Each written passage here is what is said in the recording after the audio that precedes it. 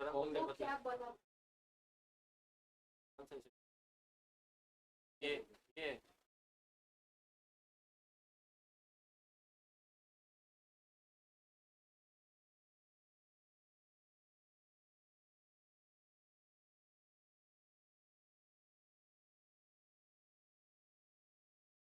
कहीं है।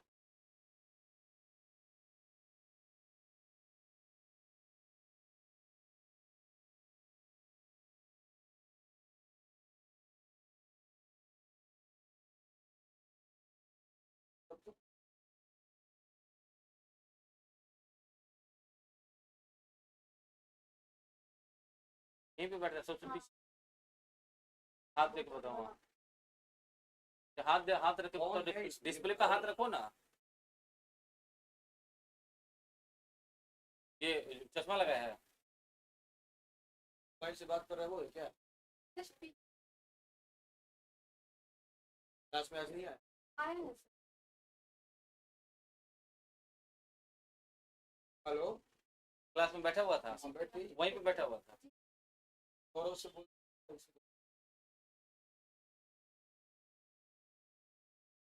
ये वाला था ना। क्लास में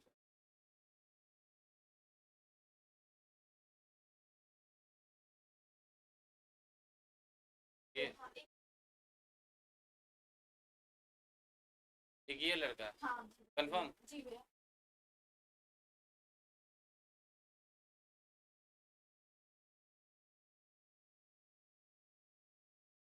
ये और इसके साथ देखो।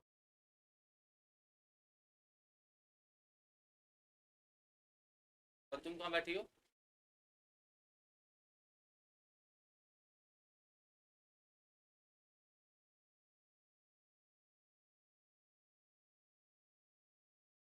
क्लास से भी लगवा। नहीं, छुट्टी ऑनलाइन क्लास 1 बजे कैब नीचे नहीं। पक्का 1 बजे। डॉट 1 बजे कैब नीचे 5 मिनट। डॉट 1 बजे क्लास से निकलेंगे, अब सब व्यवस्था रखे ना डायरेक्ट गाड़ी। आप अगर यहाँ रुकेंगे तो लोचा हो गया। नहीं रुकूंगा। आपका सारा सेटअप हम 1 बजे हाँ। पक्का गेट पे लेके खड़ा हो जाएंगे। 2 बजे क्या करते हो, मुस्तफापुर की क्लास है। 2 बजे यानी हम यहाँ पे अपना बैठे हो, ये बताइए।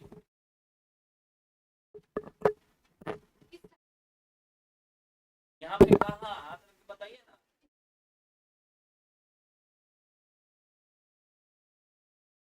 टाइप कर दीजिए आकाश।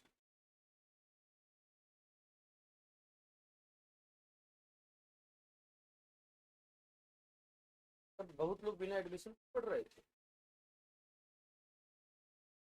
ढीला ढीला नहीं लग रहा है। बहुत सारे ऑनलाइन वाले भी आके पढ़ रहे हैं। सर हाँ, वो है ना बाबू, एक बार छुट्टी के बाद आप रुक के मिल लीजिए, ठीक है सर। चलिए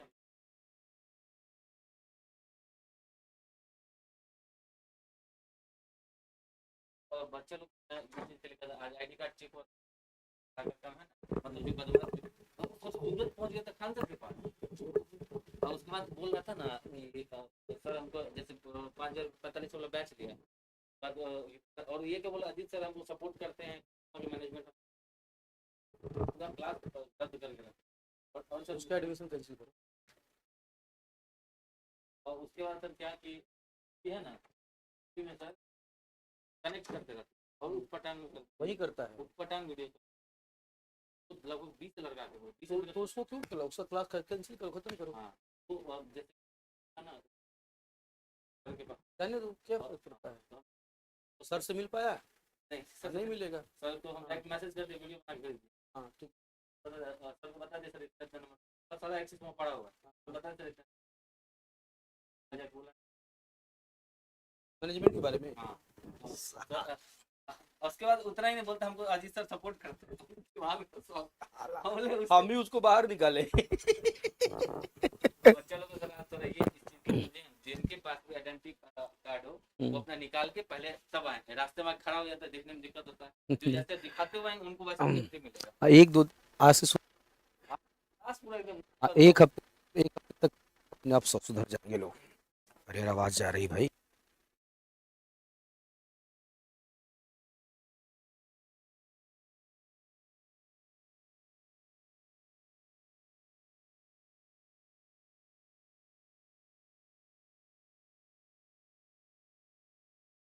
morning. Good morning. Good morning. जय हिंद, जय हिंद। बैठ जाइए। मॉर्निंग, मॉर्निंग, बैठ जाइए। आह,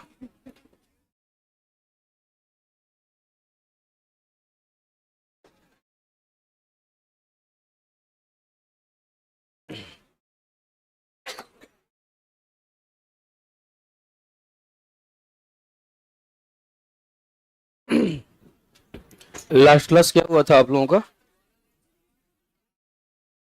गोंडवाना लैंड नहीं, Gondwana sequence of rock. Gondwana land अलग है और गोंडवाना क्रम की चट्टान क्या है, अलग है। अरे सुमी जी, आप ठीक हैं? आज बुझे बुझे से दिख रहे हैं, क्या बात है? हैं? क्या? आज सब लोग 7:30 बजे आए थे। ठीक है, कोई बात नहीं, थोड़ा सा दिक्कत तो मैनेज कीजिए। अभी कोई भी चीज अगर नई नई होती है ना तो थोड़ा सा एडजस्ट करने में टाइम लगता है। ठीक है। अब जैसे ही 2 दिन, 3 दिन, 4 दिन, 5 दिन, 6 दिन, 7 दिन होगा, आप हैबिचुअल हो जाएंगे। और हैबिचुअल हो जाएंगे तो प्रॉब्लम क्या हो जाएगी? प्रॉब्लम सॉल्व हो जाएगी।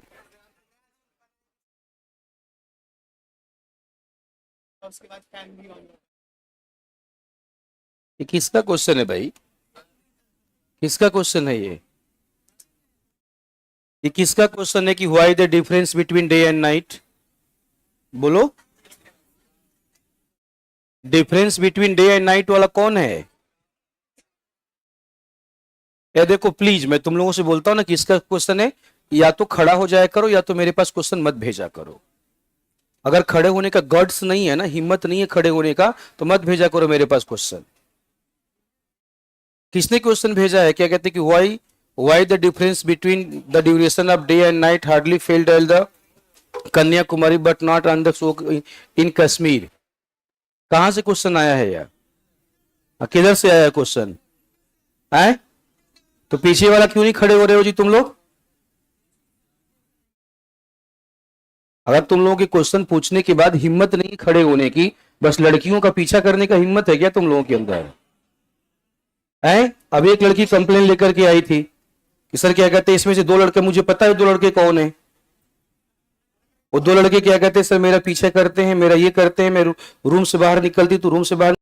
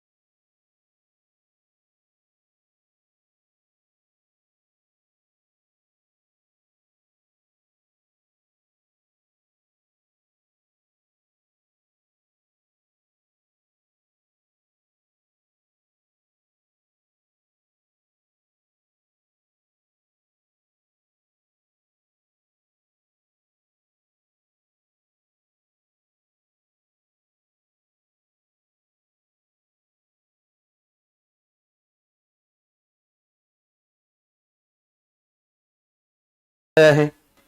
ये मत सोचिए कि बस इधर का ही शिकायत है, मैं तो शिकायतों से ही परेशान हूं। ठीक है, मैं तो शिकायतों से जैसे ही वहां पे आके बैठता हूं, सर ये लीजिए, ठीक है आपका, जैसे वहां बैठता हूं इधर से भी शिकायत आ रही है कि सर कुछ बालिकाएं हैं, उन बालिकाओं का काम बस क्या है, मोबाइल खोल लेना है और मोबाइल खोल करके आपका बस मैसेज करना है, आपस में बात करना है और हम लोग डिस्टर्ब होते हैं। हमकी ये बड़ा समस्या है। तो याद रखो, लंका का घर भेदने वाला तुम्हारे बीच में कोई है, तुम्हारे बीच में कोई है जो आप लोगों की सारी हरकतें वहां पहुंचाता है। ठीक है ना? तो इसीलिए क्या किया जाए, इस जीवन में क्या करना है, एक ही काम करना, पढ़ाई करना, किसी के ऊपर विश्वास नहीं करना है। ठीक है, किसी का क्वेश्चन था, क्वेश्चन पूछते हो तो खड़े होने का हिम्मत रखो, मैं क्वेश्चन का जवाब दे दूंगा, मैं क्वेश्चन का जवाब दे दूंगा। तुम्हारा क्वेश्चन गलत है, तुम्हारा क्वेश्चन गलत है। ठीक है, तुमने लिखा है कन्याकुमारी, जाके देखना क्लास टॉपिक पढ़ाया गया होगा, पृथ्वी की घूर्णन गति। पृथ्वी की घूर्णन गति में तुमको पढ़ाया गया है कि दिन और रात में जो अंतर होता है, जैसे जैसे ध्रुवों की तरफ जाओगे, याद रखना, जैसे जैसे ध्रुवों की तरफ जाओगे दिन और रात में अंतर ज्यादा होता है। नॉर्थ पोल और साउथ पोल पे 6 महीने का दिन और 6 महीने का रात होता है, और इक्वेटर पे 12 घंटे का दिन और 12 घंटे की रात होती है। तो इक्वेटर का जो रीजन है, यहाँ पे लगभग दिन और रात क्या होता है, बराबर होता है। लेकिन जैसे ही इक्वेटर से कहां की तरफ जाएंगे, पोल की तरफ जाएंगे, तो दिन और रात में अंतर बढ़ने लगता है, और पोल पे जाके सबसे ज्यादा हो जाता है।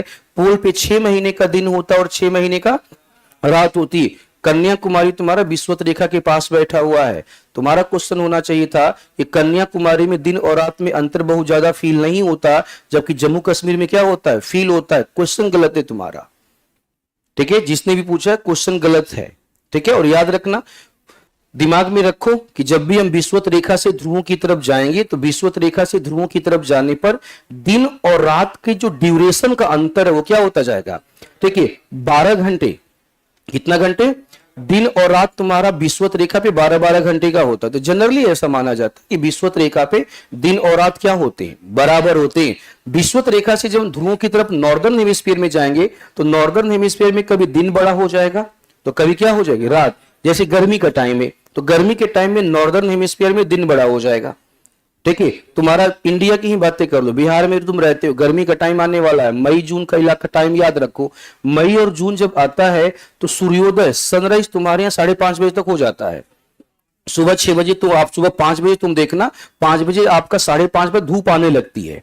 ठीक है, तो 5:30 बजे तुम्हारा सूर्योदय हो गया। ठीक है, और शाम को तुम्हारा 6:30-7 बजे सूर्यास्त होता है। तो 5 बजे से लेकर शाम को 7:30 बजे तक, याद करो 14 घंटे का दिन हो गया। कितने घंटे का, 14 घंटे का दिन हो गया, और 10 घंटे की क्या हो रही है, रात हो रही है। गर्मी के टाइम में होगा। सर्दी के टाइम में जब देखोगे तो सर्दी के टाइम में सूर्योदय तुम्हारा सुबह 7 बजे 7:30 बज जाता है, और शाम को 5-5:30 बजे क्या हो जाता है, रात हो जाता है, सूर्यास्त हो जाता है। इससे क्या हुआ, रात तुम्हारी हो जाती 13-14 घंटे की, और 12 घंटे, अब 10 घंटे से छोटा क्या होता है, दिन होता है। तो ये गर्मी, अब तो उत्तरी गोलार्ध में गर्मी के टाइम में दिन बड़ा होगा और रात क्या होगी, छोटी। और दक्षिणी गोलार्ध में क्या होगा, दक्षिणी गोलार्ध में आपका समझो, हमारे यहां जब गर्मी होगा तो दक्षिणी गोलार्ध में सर्दी, तो हमारे यहां जब दिन बड़ा और रात छोटी होगी, तो दक्षिणी गोलार्ध में दिन बड़ा होगा और रात छोटी।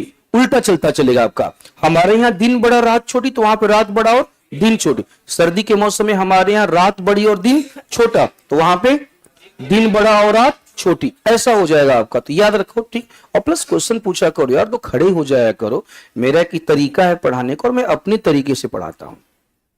क्वेश्चन पूछ के खड़े होने का दम अगर नहीं है तो मत पूछा करो क्वेश्चन। मैं इसलिए खड़ा करा देता हूं कि खड़ा करा करके तुमसे मैं कुछ पूछूंगा, मैं जब एक्सप्लेन करूंगा तो तुम मेरे ऊपर फोकस रहोगे बस। अदरवाइज तुम खड़ा नहीं हुए, मैं यहां पे एक्सप्लेन कर रहा हूं, पता नहीं किसका क्वेश्चन था, और जब मैं एक्सप्लेन कर रहा हूं तो उसने सुना है, ध्यान दिया है कि नहीं दिया है, भगवान जाने, भगवान जाने। ठीक है, गोंडवाना क्रम की चट्टाने आपको होमवर्क दिया गया था, सबने लिख लिया है। कौन कौन नहीं लिखा है हाथ उठाओ। ना लिख, चलवा रहे हैं भाई, क्यों परेशान हो। ठीक है, चलवा रहे हैं, नियंत्रण रखो जरा। हाँ भाई, कौन कौन नहीं लिखा है गोंडवाना क्रम की चट्टाने, हाथ उठाओ भाई। क्यों नहीं लिखे, अच्छा तुम नहीं आए थे। हाँ भाई, तुम क्यों नहीं लिखे, तुम भाई।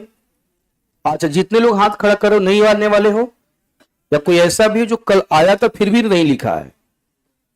आज कोई आया था, जब तुम लोग आए थे और नहीं लिखे हो, आप तो बताओ क्यों नहीं लिखे हो प्रभु? क्या कितना लेट हो गया था? आज 6-7 बज गया था। अच्छा ठीक है, तुम्हारी तो प्रॉब्लम समझ में आ गई। और भाई इधर बालिकाओं, तुमने नहीं लिखा है क्यों? अच्छा अब्सेंट थी तुम जी? अब्सेंट थी, देखने में ठीक तो लग रही हो।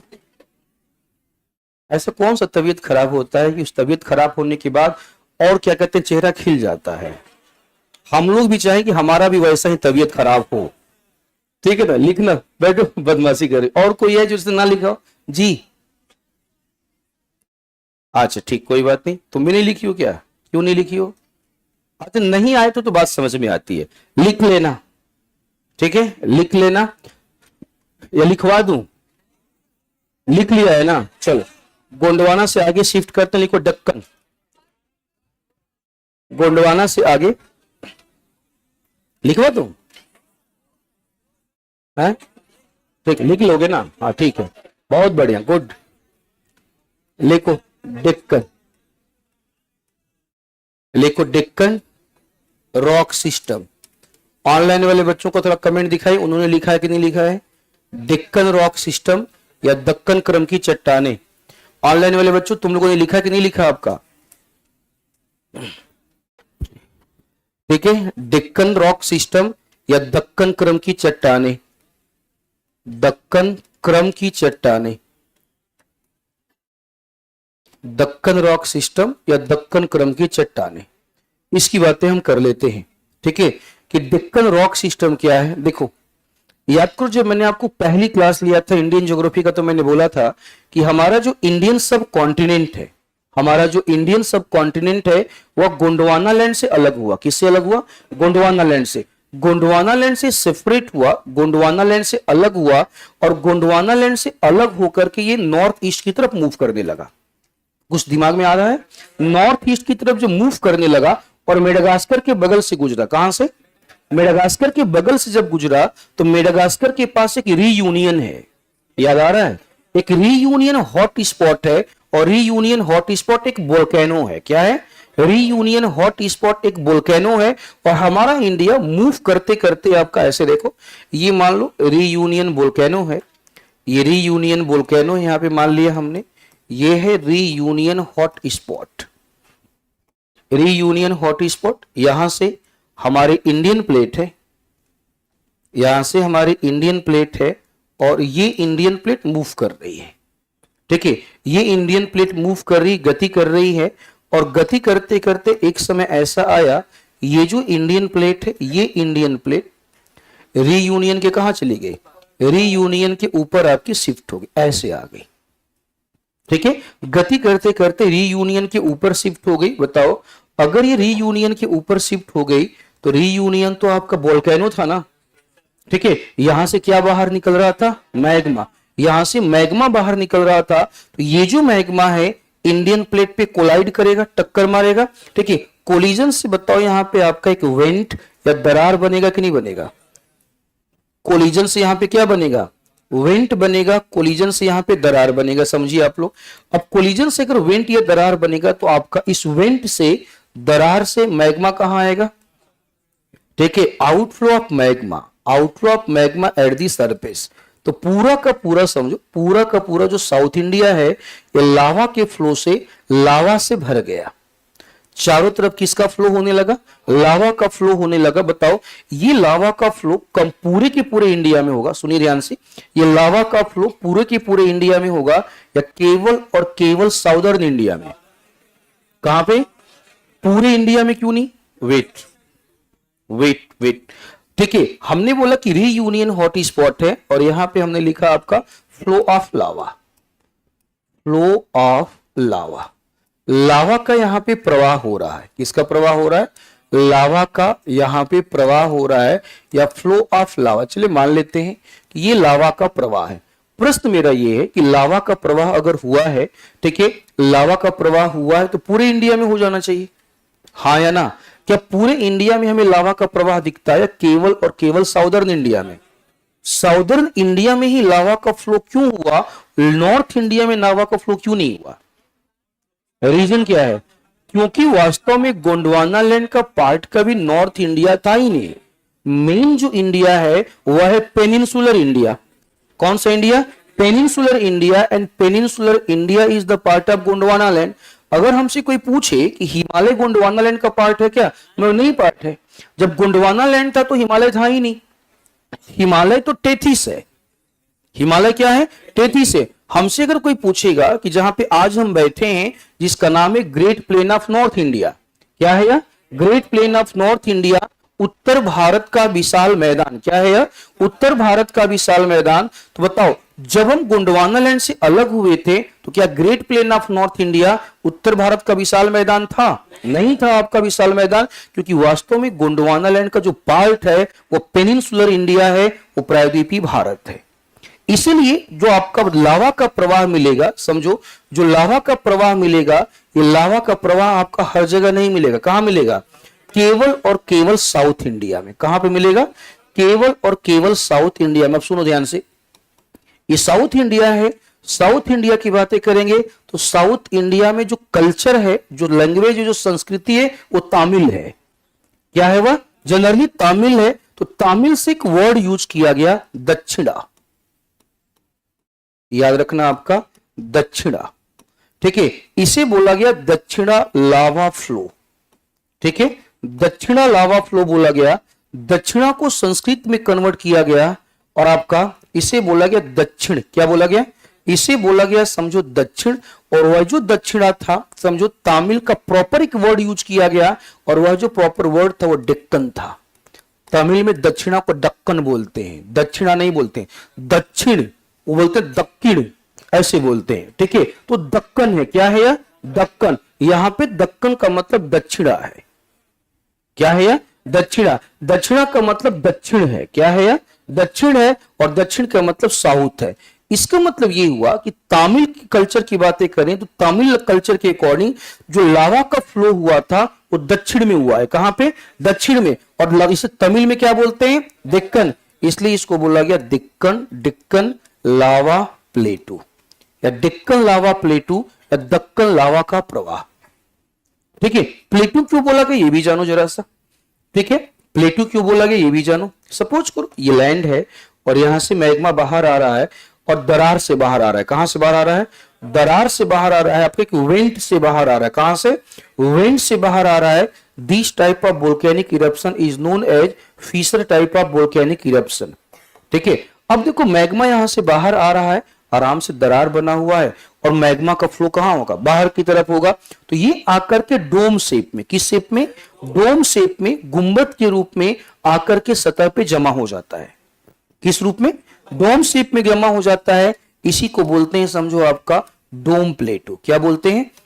इसे बोलते हैं डोम प्लेटू बोलते हैं, या इसे गुंबदाकार पठार बोलते हैं। याद रखिए, डोम प्लेटू या गुंबदाकार पठार, पठार बोलते हैं। ठीक है, ऐसा ही एक प्लेटू है, समझना, ऐसा ही एक प्लेटू है जिसका नाम क्या है आपका? डेक्कन प्लेटू। और इस डेक्कन प्लेटू में जो रॉक्स हैं वो कैसी रॉक्स हैं? आपका लावा की रॉक्स हैं। और इस लावा की रॉक्स का फॉर्मेशन कैसे हुआ है? बोलो, इस लावा के रॉक का फॉर्मेशन कैसे हुआ है? ठीक है, due to cooling process of magma. और मैग्मा कहां से निकला है? अब बताओ, जब ये लैंड, ध्यान सुनना, जब ये लैंड रीयूनियन के ऊपर शिफ्ट हुआ होगा तो वह भी कोई ना कोई समय रहा होगा। उस समय का नाम है, उस एरा का नाम है क्रीटाइसियस। नाम सुना है क्या? उस एरा का नाम है क्रीटाइसियस। क्रीटाइसियस, अभी इस नाम को याद रखिएगा, क्रीटाइसियस। लास्ट में आपको पढ़ाऊंगा जियोलॉजिकल टाइम स्केल। देखिए, अभी बस इस नाम को याद रखना कि जब आपका भारत में वोल्केनिक इरप्शन हुआ था तो पूरी दुनिया में इतिहास, पूरी दुनिया के अर्थ, समझो, इतिहास में उसे क्या नाम दिया गया है? क्रीटाइसिस। अभी बस इतना याद रखना, क्रीटाइसियस क्या है, सिल्यूरियन क्या है, डिवोनियन क्या है, प्री कैम्ब्रियन, कैम्ब्रियन क्या है, ये लास्ट क्लास में आपको पढ़ाऊंगा। समझ रहे हो ना? चलो अब मुझे बताओ, अगर ऐसा हुआ है, ध्यान सुनना, अभी तक तुमने क्या पढ़ा था? आर्कियन टूटा, धारवाड़ बना, हाँ या ना? धारवाड़ का डेनुडेशन हुआ पुडप्पा से, विंध्यन से, द्रविडियन, और द्रविडियन से गोंडवाना। ठीक है, हम क्या देख रहे हैं कि splitting of rock, denudation of rock, ठीक है, डेनुडेशन ऑफ रॉक, ठीक है, ओल्ड रॉक का, पुरानी चट्टान का डेनुडेशन हो रहा है, न्यू रॉक्स का फॉर्मेशन हो रहा है। यहां पे कोई डेनुडेशन है क्या? वो सिस्टम गोंडवाना तक आते आते ब्रेक कर गया, वो सिस्टम गोंडवाना तक आते आते ब्रेक कर गया। यहां पर डेनुडेशन से इस रॉक्स का कोई लिंक नहीं है, ये रॉक्स पूरी तरह से नहीं है। क्या है? पूरी तरह से नहीं है, जिसका फॉर्मेशन हुआ है आपका लावा के फ्लो होने से, लावा के प्रवाहित होने से, और उस समय था आपका क्रिटेशियस एरा। क्लियर है? ठीक है, अब थोड़ा सा आगे बढ़ते हैं। ठीक है, अब थोड़ा सा आगे बढ़ते हैं और थोड़ा ये देखते हैं कि ये चट्टानें कहां पे पाई जाती हैं। देखिए, एक मैप तो बनाया हो, जरा एक मैप आप बनाइए।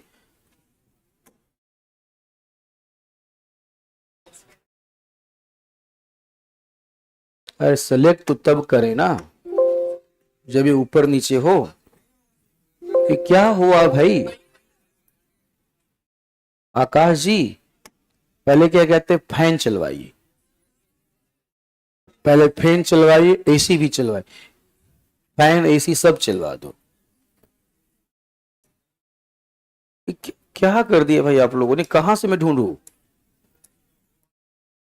कहां से ढूंढूं इसे?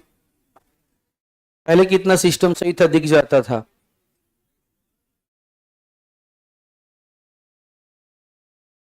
अरे छोड़ो, तुम लोग इंडिया का मैप बनाओ, पहले इंडिया का मैप बनाओ।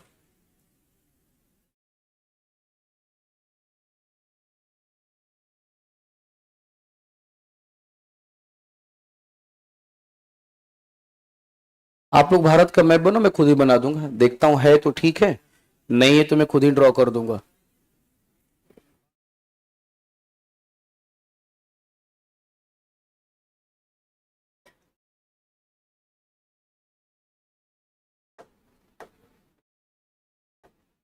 देखो,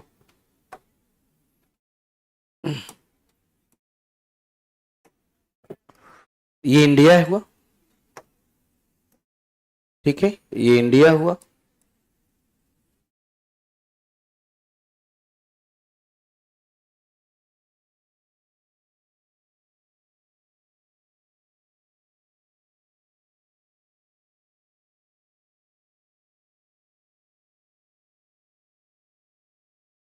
चलो ये हो गया, क्या कहते हैं, इंडिया।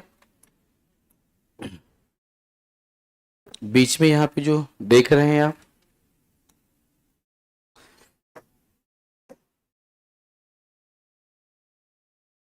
ये पूरा का पूरा सिस्टम जो आप देख रहे हैं, ये है डेक्कन, ये है आपका डेक्कन। अब डेक्कन को ट्रैप क्यों बोला गया ये आपको बता दूंगा मैं, इसका परेशान नहीं रहना है। बीच में बोला मत करो भाई, कितनी बार बोलूं? तुम्हारी इन्हीं हरकतों से एक बार क्लास छोड़ के चला गया था मैं।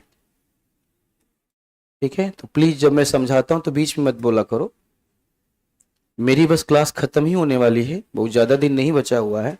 उसके बाद बहुत सारे टीचर तुमको आएंगे, जिससे तुम पढ़ो या ना पढ़ो तुम्हें उन्हें कोई फर्क नहीं पड़ेगा। वो आएंगे, क्लास में पढ़ाएंगे 3 घंटा 2.5 घंटा और निकल लेंगे यहाँ से। तुम हल्ला करो, चिल्लाओ, ये करो, वो करो, शेरू करो, शायरी करो, उन्हें कोई फर्क नहीं पड़ेगा। आएंगे 2-2.5 घंटा पढ़ाएंगे और यहां से चले जाएंगे। ठीक है ना? 22 तारीख को आपका, 20 तारीख को, 22 तारीख को मेरी क्लास खत्म होने वाली है। उसके बाद ठीक है, आपको कोई डांटेगा नहीं, कोई कुछ नहीं बोलेगा। आराम से आप आइएगा, क्लास में पढ़िएगा, चाहे हल्ला करना है हल्ला करना, पढ़ना है पढ़ना, किसी को कोई फर्क नहीं पड़ेगा। ठीक है, किसी को कोई फर्क नहीं पड़ेगा, इस बात को जान लेना। फिलहाल जब तक मैं हूं तब तक पढ़ो, मुझे फर्क पड़ता है, पढ़ो बस इसे। देखो क्या है ये आपका डेक्कन क्रैप है। थोड़ा एटलस में देखो, वहां पे मैप में देखो, मैप की अगर हम बातें करें तो सबसे ज्यादा इसका जो विस्तार है ना वो महाराष्ट्र है। मैक्सिमम विस्तार कहां पर है? महाराष्ट्र में। महाराष्ट्र के नीचे हम बढ़े तो हमें कर्नाटका भी मिलेगा। क्या मिलेगा? कर्नाटक मिलेगा आपका। कर्नाटक के समझो ऊपर की तरफ जाओगे तो मध्य प्रदेश भी मिल जाएगा। समझ, कर्नाटक ऊपर महाराष्ट्र, उसके ऊपर क्या मिलेगा? मध्य प्रदेश मिलेगा। और मध्य प्रदेश के बगल में देखोगे आपका पश्चिम की तरफ तुमको क्या मिल जाएगा? गुजरात भी मिल जाएगा। देखो ये मेजर एरिया है। इसके अलावा और भी रीजन है, मैं बता रहा हूं। इसके अलावा और भी रीजन, ये तुम्हारा मेजर एरिया है, ये मेजर स्टेट है, ये मेजर रीजन है या मेजर स्टेट है, समझना, मेजर रीजन है या मेजर स्टेट है। इसके अलावा छोटा नागपुर का पठार, नाम सुना है, छोटा नागपुर का पठार वहां भी आपको मिल जाएगा। यहां तक कि मेघालय का पठार, कौन सा पठार, मेघालय का पठार, मेघालय के पठार को शिलांग का पठार भी बोलते हैं, तो शिलांग का पठार भी इसका एग्जाम्पल मिल जाएगा। वो क्यों कैसे कैसे होगा बताऊंगा, फिलहाल हमने मेजर रीजन की बातें किया है।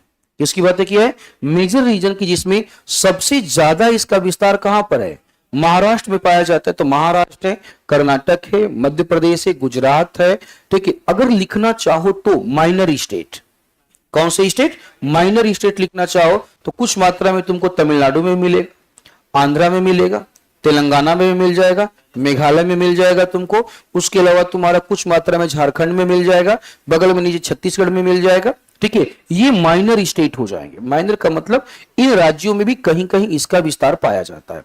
मैक्सिमम आपके सामने है, से मैक्सिमम आपके सामने है। चलो अगर हम इसकी दो बातें देखो, अब देखो दो बातें आपको क्लियर हो गई। पहला, नाम डेक्कन क्यों पड़ा, क्लियर हो गया, नाम डेक्कन क्यों पड़ा, क्योंकि जहां पे इसका फ्लो हुआ तो साउथ इंडिया है, कौन सा इंडिया, साउथ इंडिया, और साउथ इंडिया में तामिल कल्चर था, कौन सा कल्चर, तामिल, तामिल कल्चर में दक्षिण को दक्कन बोलते हैं, दक्किना बोलते हैं, क्या बोलते हैं, दक्किना, तो दक्कन वहां से एक नाम आ गया और उस नाम को हमने रखा डेक्कन ट्रैप बोल दिया या दक्कन क्रम की चट्टानें बोल दिया। दूसरा पॉइंट आपने ये भी जान लिया कि ये आपका भारत में कहां कहां पाया जाता है, मेजर स्टेट कौन से हैं और माइनर स्टेट। तीसरा आपने ये भी जान लिया कि इसका उत्पत्ति क्यों हुआ है, उत्पत्ति क्यों हुआ है इसका उत्पत्ति हुआ है लावा के फ्लो, किसके द्वारा, लावा, और लावा का फ्लो क्यों हुआ ये भी आपको पता चल गया।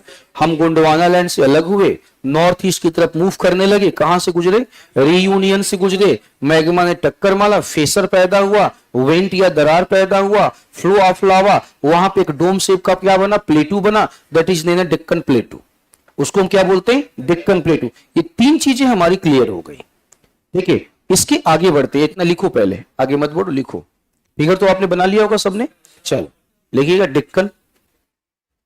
आप कैसे लिखते हो, ऐसे ही हेडिंग डाल डाल के लिखते हो, कैसे लिखते हो, हेडिंग डाल के लिखते हो, ठीक है, वेरी गुड, ठीक है। उठाओ जरा इसको, डेक्कन लिखो। पहला नेमिंग, नेमिंग या नामकरण, नेमिंग या नामकरण, नेमिंग या नामकरण। एक और क्वेश्चन है, ये भी तुम खड़े हो जाना प्लीज, मेरा रिक्वेस्ट है। ग्रेटर हिमालय, लेसर हिमालय और शिवालिक हिमालय, किसका क्वेश्चन था ये, ठीक है। अभी ये पढ़ाया है क्या, तो फिर क्यों तुम ऐसा क्वेश्चन पूछते, ठीक है। जब पढ़ाऊंगा तुमको तो खुद ही पढ़ा दूंगा। ग्रेटर मिडिल तुम्हारा आपका इफ द, क्या लिखा है, अच्छा ठीक है पहले इस, हाँ भाई कहां पे थे हम लोग, दक्कन में थे, कहां पे थे, नेमिंग लिखो, नेमिंग, नेमिंग, वेट करो सबका जवाब मिलेगा। नेमिंग पहला लिख देना, तामिल संस्कृति, तामिल कल्चर, तमिल संस्कृति या तामिल कल्चर, तमिल संस्कृति या तामिल कल्चर, उसके आगे डैश करना, जहां लिखा ना तमिल संस्कृति डैश करना, उसके बाद लिखना डेक्कन, उसके आगे लिखना डेक्कन, ऐसे देखो बच्चा, डेक्कन, ठीक है। और डेक्कन के आगे ऐसे लिखना, ठीक है, हिंदी में दक्कन, क्या बोलते हैं हिंदी में, दक्कन, और इसके आगे लिखना मीन्स, तात्पर्य दक्षिण, मीन्स तात्पर्य दक्षिण, साउथ, इंग्लिश में साउथ, हिंदी में दक्षिण, साउथ या दक्षिण, ठीक है। अब स्टेट लिख लीजिए, स्टेट भारत की, भारत में उपस्थिति, स्टेट या भारत में उपस्थिति। एक लोगों का क्वेश्चन है कि भारत को महाद्वीप क्यों नहीं बोल सकते, ये किसका है, यही बता के आगे बढ़ता हूं। कौन है जो जानना चाहते हैं कि भारत को महाद्वीप क्यों नहीं बोलते, आए इसी रो में से था ना, हाँ बताओ भी, जल्दी बोलो, लेट मत किया करो। किसका क्वेश्चन है कि भारत को महाद्वीप क्यों नहीं कह सकते हैं, जब तुमको पढ़ा रहा, हाँ कौन था, दिखाओ जरा, दर्शन करवाओ जरा उसका, कौन था, ठीक है, भारत को महाद्वीप क्यों नहीं कह सकते हैं? ठीक है, तुम्हें लगता है कि महाद्वीप का मतलब क्या होता है? महाद्वीप का मतलब तुमको पढ़ाया गया था, परिभाषा बताया गया था। इसका मतलब तुमको ये नहीं, जिसका भी क्वेश्चन है तुमको ये नहीं पता कि महाद्वीप होता क्या है, तुमको ये नहीं पता कि महाद्वीप क्या होता है। जब मैं उपमहाद्वीप पढ़ा रहा था तो मैंने पहले महाद्वीप का परिभाषा बताया था। A first type of topography that is the example of largest land and completely surrounded by the water. महाद्वीप चारों तरफ जल से घिरा होता है, बड़ा लैंड होता है, और भारत 3 तरफ जल से घिरा हुआ है। ठीक है, चलो भाई, हाँ लिखो, राज्य लिख लिया ना, ठीक है। अब लिखो कॉजेज ऑफ ओरिजिन या causes of formation. Causes of formation, उत्पत्ति का कारण।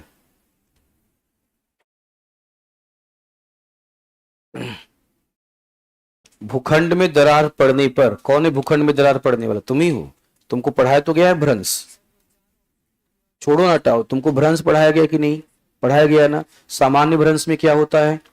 ऊपर नीचे। और व्युत्क्रम भ्रंश में क्या होता है? उल्टा। यही तो पूछा है। 4 ऑप्शन क्या लिखा हुआ है इसमें? क्या लिखा है? रिवर्स फॉल्ट, उत्क्रम भ्रंश, बाकी सब छोड़ो ना। तुम्हारा आंसर मिल गया ना। सोपान का मतलब सीढ़ी नुमा, ये भी तुमको बताया होगा। ये पूरा का पूरा लैंड है, कई जगह भ्रंश बन जाए, ये धंसा वो धंसा वो धंसा वो धंसा, तो ये सीढ़ी नुमा बन जाएगा। इसको बोलते हैं स्ट्रक्चरल फ्रंट बोलते हैं, सोपानी भ्रंश बोलते हैं। नतिलम, नतिलम का मतलब लंब स्ट्राइक फॉल्ट होता है, सीधे टूटे और 90 डिग्री पे कहां गिरे? नीचे गिरे, उसको हम बोल देंगे स्ट्राइक फॉल्ट बोल देंगे। ऊपर नीचे धंस गया तो नॉर्मल फॉल्ट है, उल्टा दिशा में गति कर गया तो रिवर्सल फॉल्ट है, उत्क्रम भ्रंश है। हाँ कोई बात, क्लियर हो गया ना। हाँ चलो भाई, अब लिखो उत्पत्ति का कारण। अब तो डिटेल में लिखवाऊं या एक लाइन लिखवाऊं? क्या करें? एक लाइन लिखवाते, बहुत बढ़िया, गुड। चलो एक लाइन लिखो, मतलब पॉइंट वाइज लिखवा दे, डिटेल में लिखवा दे। हाँ लिखो। अगर गलती हो गया, माफी माफी, मुझे आपसे नहीं पूछना चाहिए था, मुझे अपने मन से लिखवा देना चाहिए था। ठीक है, लिखिए लिखिए। उत्पत्ति का कारण। तुमसे पूछने का मतलब मधुमक्खी के छत्ते में हाथ डालना है, भन्न भन्न करना स्टार्ट करते हो तुम लोग। हाँ लिखो भाई, स्पीड बढ़ा देना थोड़ा सा। ठीक है, लिखो लिखो। क्रिटेशियस पीरियड में, क्रिटेशियस युग में, क्रिटेशियस युग में, क्रिटेशियस युग में दक्षिण भारत में, क्रिटेशियस युग में दक्षिण भारत में लावा का विशाल, लावा का प्रवाह हुआ, लावा का प्रवाह हुआ। There was a flow of lava in southern India. There was flow of lava in southern India in Cretaceous period. In Cretaceous period, that caused the formation of Deccan rock system. That caused the formation of Deccan rock system. जिसके परिणाम स्वरूप दक्कन क्रम की चट्टानों का निर्माण हुआ। दक्कन क्रम की चट्टानों का निर्माण हुआ। और इस प्रकार दक्षिण भारत के, अंडरलाइन कर दीजिए आप लोग, इस प्रकार दक्षिण भारत के एक विशाल क्षेत्र में, दक्षिण भारत के एक विशाल क्षेत्र में नई चट्टानें निर्मित हुई, नई चट्टानें निर्मित हुई। In this way, a new rock was formed. In this way, a new rock was formed in southern India. In southern India, पहला ऑप्शन करके, या अगला पॉइंट लिखो। यह एक दरारी, अंडरलाइन करना, यह एक दरारी उद्भेदन का उदाहरण था। दरारी उद्भेदन का उदाहरण था। It was an example of fissure type of eruption. It was an example of fissure type of eruption. Fissure type of eruption, दरारी उद्भेदन का उदाहरण था। नेक्स्ट, अब देखो जब दरारी उद्भेदन हुआ तो मैग्मा सतह के नीचे रहा, बाहर आ गया। तो जब भी मैग्मा बाहर आके सतह पे ठंडा होता है ना, उसे बेसाल्ट कहते हैं। क्या बोलते हैं? बेसाल्ट। लेकिन कभी मान लो ऐसा हो जाए कि सतह बहुत मोटा है, क्या है? बहुत मोटा है, मैग्मा अंदर से बाहर आ रहा था, बस सतह को पूरी तरह तोड़ नहीं पाया, सतह ब्रेकडाउन नहीं हो पाया, तो आप ही बताओ मैग्मा को बाहर निकलने का स्पेस मिलेगा? उस सतह से जस्ट बिलो क्या होगा? Just below to the surface, सतह के ठीक नीचे आके जमा हो जाएगा, उसे ग्रेनाइट कहते हैं। क्या बोलते हैं? ग्रेनाइट। ऐसा माना जाता है, ध्यान सुनिए, ऐसा माना जाता है कि हमारी जो पृथ्वी है, पृथ्वी पे कॉन्टिनेंट्स और ओशन दोनों हैं, हाँ या ना? पृथ्वी पर महाद्वीप और महासागर दोनों हैं। महासागर जो हैं, जो आपके ओशंस जो हैं, इनके फॉर्मेशन में, इनकी उत्पत्ति में बेसाल्ट का इंपॉर्टेंस ज्यादा है। जब कॉन्टिनेंट की बातें करते हैं तो कॉन्टिनेंट या महाद्वीप के फॉर्मेशन में ग्रेनाइट का आपका क्या है? इंपॉर्टेंस ज्यादा है। That's why we can say that continental plate is made of granite but oceanic plate is made of basalt. ठीक है ना? जो महाद्वीपी प्लेट है उसका निर्माण ग्रेनाइट से हुआ है और महासागरीय प्लेट का निर्माण किससे हुआ है? बेसाल्ट से हुआ है। ग्रेनाइट और बेसाल्ट में बेसाल्ट का डेंसिटी ज्यादा होता है, बेसाल्ट का डेंसिटी ज्यादा। याद रखो, क्वेश्चन पूछेगा, अब बताओ ये बेसाल्ट है तो साउथ इंडिया में जो ब्लैक सॉइल होगी, समझना, साउथ इंडिया में जो ब्लैक सॉइल होगी वो ग्रेनाइट के टूटने से बनेगी या बेसाल्ट के? किसके टूटने से? बेसाल्ट से। लेकिन याद रखना, साउथ इंडिया में जो रेड सॉइल है, कौन सा सॉइल है? रेड सॉइल है, वो नीस के टूटने से बना है। किसके टूटने से? नीस। जो मैं समझाना चाहता हूं उस पॉइंट को पकड़ना। हमने डिस्कस किया कि when we discuss about the black soil in India, it is the result of erosion process of basalt. काली मिट्टी बेसाल्ट के टूटने का परिणाम है। But if we discuss about the red soil, it is the result of erosion process of नीस। ये नीस के टूटने का परिणाम है। इसका मतलब मानो ना मानो, यहां पर भी ग्रेनाइट होगी जरूर, हाँ या ना? ग्रेनाइट किस में कन्वर्ट करती है? नीस में। और नीस टूटी तो क्या बना? Red soil. और साउथ इंडिया के बहुत बड़े एरिया में कौन सा सॉइल है? Red soil. इसका मतलब यहां पे केवल बेसाल्ट नहीं होगा, बेसाल्ट के साथ साथ ग्रेनाइट भी होगा आपका, केवल नीस नहीं होगा। नीस के साथ साथ क्या होगा? सिस्ट भी होगा। समझ रहे हो ना? आपका नीस के साथ साथ सिस्ट, क्योंकि इसका एविडेंस है मेरे पास पूरा का पूरा ये रीजन देखो, पूरा का पूरा यहां से लेके पूरा ये जो रीजन है ये तुम्हारा रेड सॉइल है। कैसा सॉइल है? रेड सॉइल है। बहुत बड़ा एरिया रेड सॉइल के रूप में जो नीस से बना हुआ है, याद रहेगा। चलो भाई, अब लिखो विशेषता, कैरेक्टर, कैरेक्टरिस्टिक्स या विशेषता, कैरेक्टरिस्टिक्स या विशेषता। विशेषता देखिए, आप ही लोग बताइए, अगर हम कैरेक्टरिस्टिक्स की बातें करें आपसे, चलिए विशेषताएं, मुझे उम्मीद है कि कुछ विशेषताएं तो आप जानते हैं, ठीक है, कुछ विशेषताएं आप जानते हैं। चलिए पॉइंट की बातें कर लेते हैं। पॉइंट नंबर 1, ठीक है, एग्जाम्पल ऑफ बेसाल्टिक रॉक, हाँ या ना? Example of basaltic rock, basaltic चट्टानों का उदाहरण, बेसाल्टिक चट्टानों का उदाहरण, बेसाल्टिक चट्टानों का उदाहरण, एग्जाम्पल ऑफ बेसाल्टिक रॉक। सुनो बच्चे, चलो मान लिया बेसाल्टिक चट्टानों के ये उदाहरण है, पॉइंट नंबर 1 हो गया, ठीक है। मैं ये भी बोल सकता हूं ना, ठीक है, कि ये ज्वालामुखी विस्फोट का परिणाम है, ठीक है, दरारी उद्भेदन का परिणाम, दरारी उद्भेदन का परिणाम, दरारी उद्भेदन का परिणाम, result of phasor type of eruption, result of phasor type of eruption, of eruption. चलिए आगे बढ़ी, मुझे बताओ ये इग्नियस रॉक है ना, कौन सी रॉक है? ये इग्नियस रॉक है, ये आग्नेय चट्टाने हैं। एग्जाम्पल ऑफ इग्नियस रॉक या आग्नेय चट्टाने, इग्नियस रॉक वैसी चट्टाने जो लावा से बनती हैं, उसे क्या कहते हैं? इग्नियस रॉक या आग्नेय चट्टाने। तो ये आग्नेय चट्टाने हो गई। आप बताइए ये जो रॉक्स है ये हार्ड होगी या सॉफ्ट रॉक होगी? देखिए एग्जाम्पल ऑफ हार्ड रॉक या कठोर चट्टानों की उदाहरण है, कठोर चट्टान का उदाहरण, चट्टान का उदाहरण,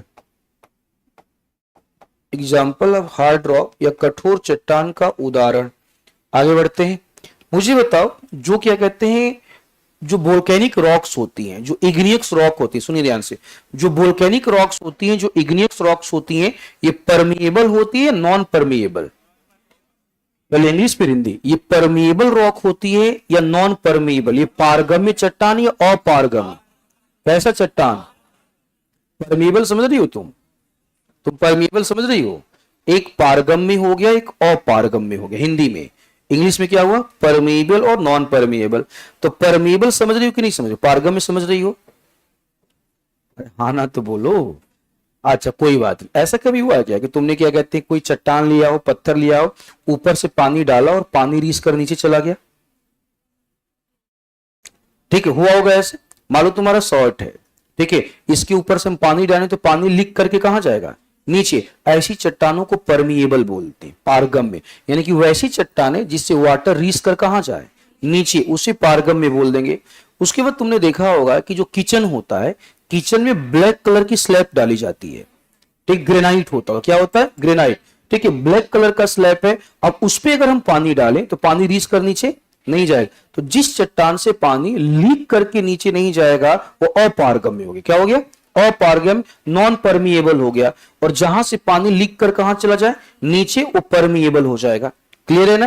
ठीक है, तो ये जो चट्टानें हैं ये लावा से बनी है। क्या है? लावा से। लावा से बनने वाली चट्टानें आपका नॉन परमिएबल होती हैं। तो लिखो अपारगम्य चट्टान का उदाहरण, अपारगम्य चट्टान का उदाहरण, example of non permeable rock,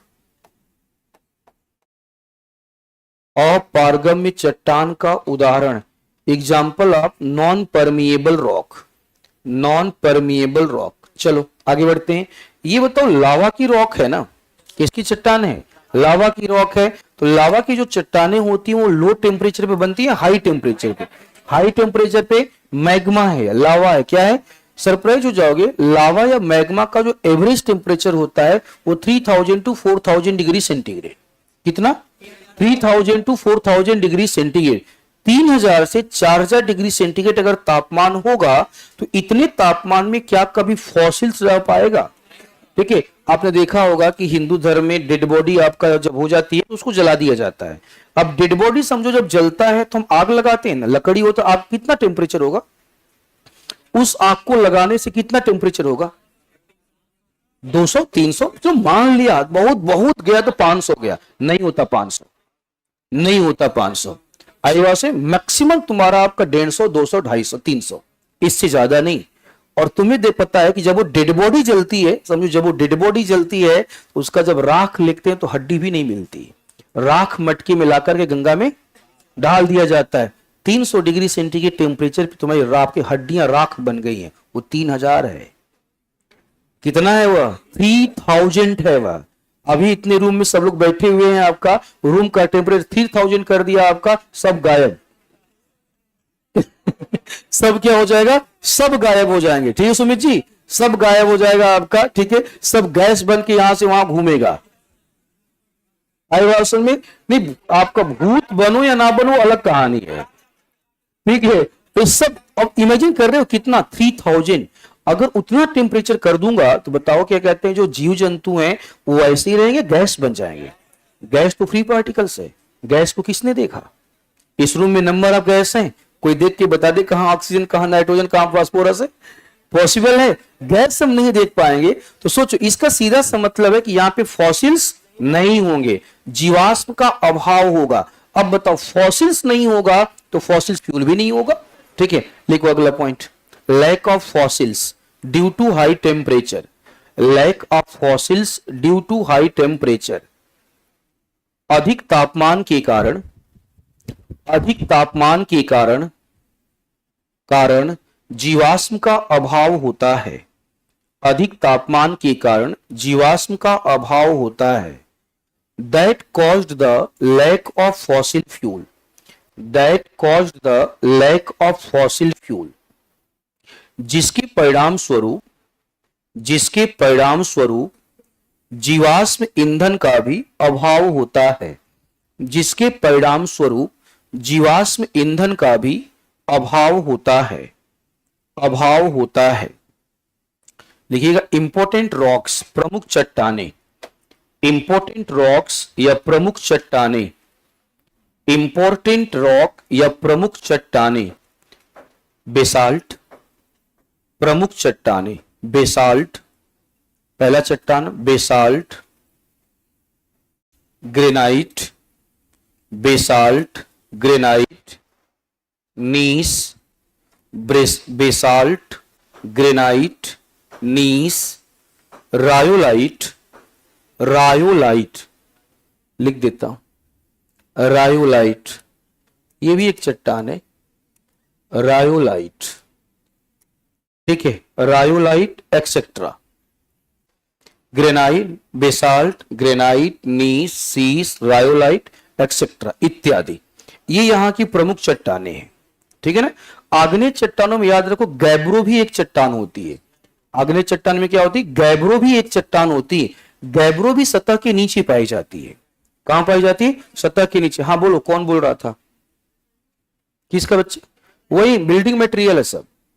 जैसे ग्रेनाइट होता है ना, वैसी सेम कैटेगरी का रायोलाइट होता है, लेकिन रायोलाइट की तुलना में ग्रेनाइट का डेंसिटी ज्यादा होता है, चमकीला होता है, और ये आपका रफ सरफेस खुरदुरा होता है।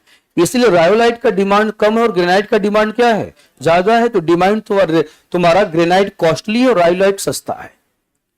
ठीक है, चलो, तो ये हुआ इसका प्रमुख चट्टानें हो गई। क्लियर हो गया। अब लिखो इकोनॉमिकल इंपॉर्टेंस, आर्थिक महत्व, इकोनॉमिकल इंपॉर्टेंस या आर्थिक महत्व, इकोनॉमिकल इंपॉर्टेंस या आर्थिक महत्व।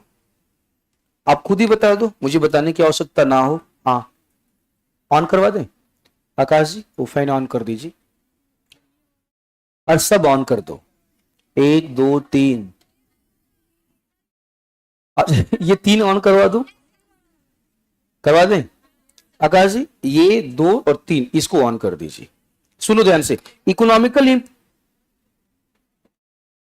अच्छा वो भी करवा दूं? अच्छा देख लीजिए आकाश जी, इधर देखो, इधर इस रो वाला सारा ऑन कर दो, इस रो वाला। ठीक है, सुनो ध्यान से। हाँ, लड़कों की तरफ, लड़कों का भी कुछ डिमांड है क्या? अच्छा वो भी करवा दें। अच्छा अच्छा, ठीक ठीक ठीक ठीक, लड़कों का भी डिमांड पूरा कीजिए भाई। नहीं है, वो तो खिलाना ही है यार। ठीक है, वो तो खिलाना ही। नहीं नहीं, अब सुन लो, रीजन सुन लो, रीजन सुन लो, रीजन सुन लो। क्या कहते हैं, मैं 1 दिन के लिए जा रहा हूँ, फिर वापस आ जाऊंगा। नहीं, मैं अपने होम टाउन जा रहा हूँ यार, मैं दिल्ली नहीं जा रहा हूँ।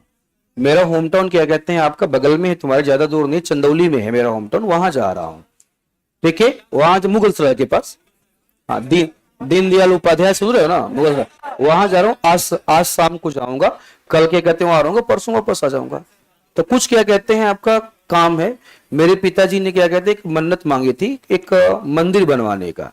तो वहीं पे क्या कहते हैं भगवान शंकर के एक मंदिर बना हुआ है, उसी का कल उद्घाटन जो भी पूजा होता है वह। तो परिवार के सभी मेंबर जा रहे हैं, तो मैं घर बहुत कम जाता हूँ, समझ रहे हो ना। उसमें क्या है कि, उसमें है क्या कि पिताजी का एक वो रहता है कि जब परिवार के सभी मेंबर आए तो आप भी आ जाइए। तो मुझे लगता है कि जाना ही चाहिए। एक बार जब सारे परिवार के मेंबर इकट्ठा हो रहे हैं तो ऐसा मौका बार बार नहीं मिलता। तो आज जाऊंगा, रात में पहुंचूंगा, कल वहां रहूंगा, परसों वापस आ जाऊंगा, नर्सों से फिर से क्लास तुम्हारी, उसका टेंशन। अरे करण सर ना,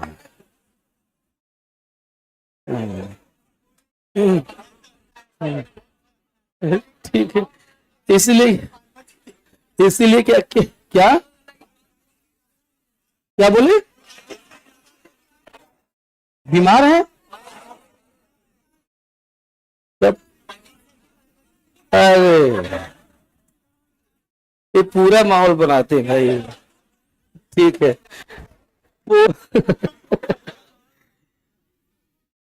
कोई बात नहीं, चलिए कोई बात नहीं, छोटे भाई है, माहौल बनाने दो, कोई दिक्कत नहीं है। देखिए कोई दिक्कत।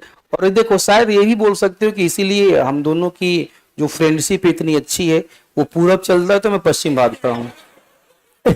ठीक है, इसलिए जनरली किसी एक पॉइंट पे मनमुटाव नहीं होता है। वो बोलता है ये सही है, हम कहा बहुत सही, कोई दिक्कत नहीं, ठीक है सब ठीक है, कोई दिक्कत वाली बात नहीं। मैं बोलूंगा ये क्या है, बोला हाँ जो आप बोलो सब सही है।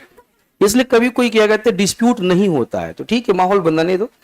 मैं परसों वापस आ जाऊंगा, ठीक है, परसों अगर आ जाऊंगा तो ये मान के चलिएगा कि हो सकता है कि मैं संडे को आपकी क्लास लूं, हो सकता है। वो टेस्ट होगा, हो सकता है टेस्ट आपका सैटरडे हो जाए, टेस्ट आपका हो सकता है सैटरडे हो जाए, ठीक, हो सकता है टेस्ट सैटरडे हो जाए, आप देख लीजिएगा जैसा भी होगा।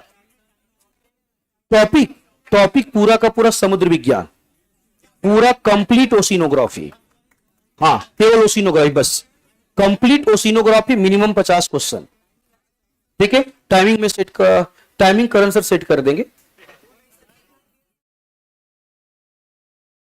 और वेट करो, सब बातें कर लेंगे, थोड़ा सा पारगम कर लेते हैं, जरा जाओ, ठीक है सब कर लेंगे। चलो हाँ कहां पे थे भाई, आर्थिक महत्व तुम खुद से याद करो। कल याद करो मैंने एक स्टेटमेंट दिया था, पृथ्वी के सतह पे जो भी खनिज हैं, हर खनिज का मात्र एक स्रोत है, पृथ्वी के अंदर बैठा मैग्मा।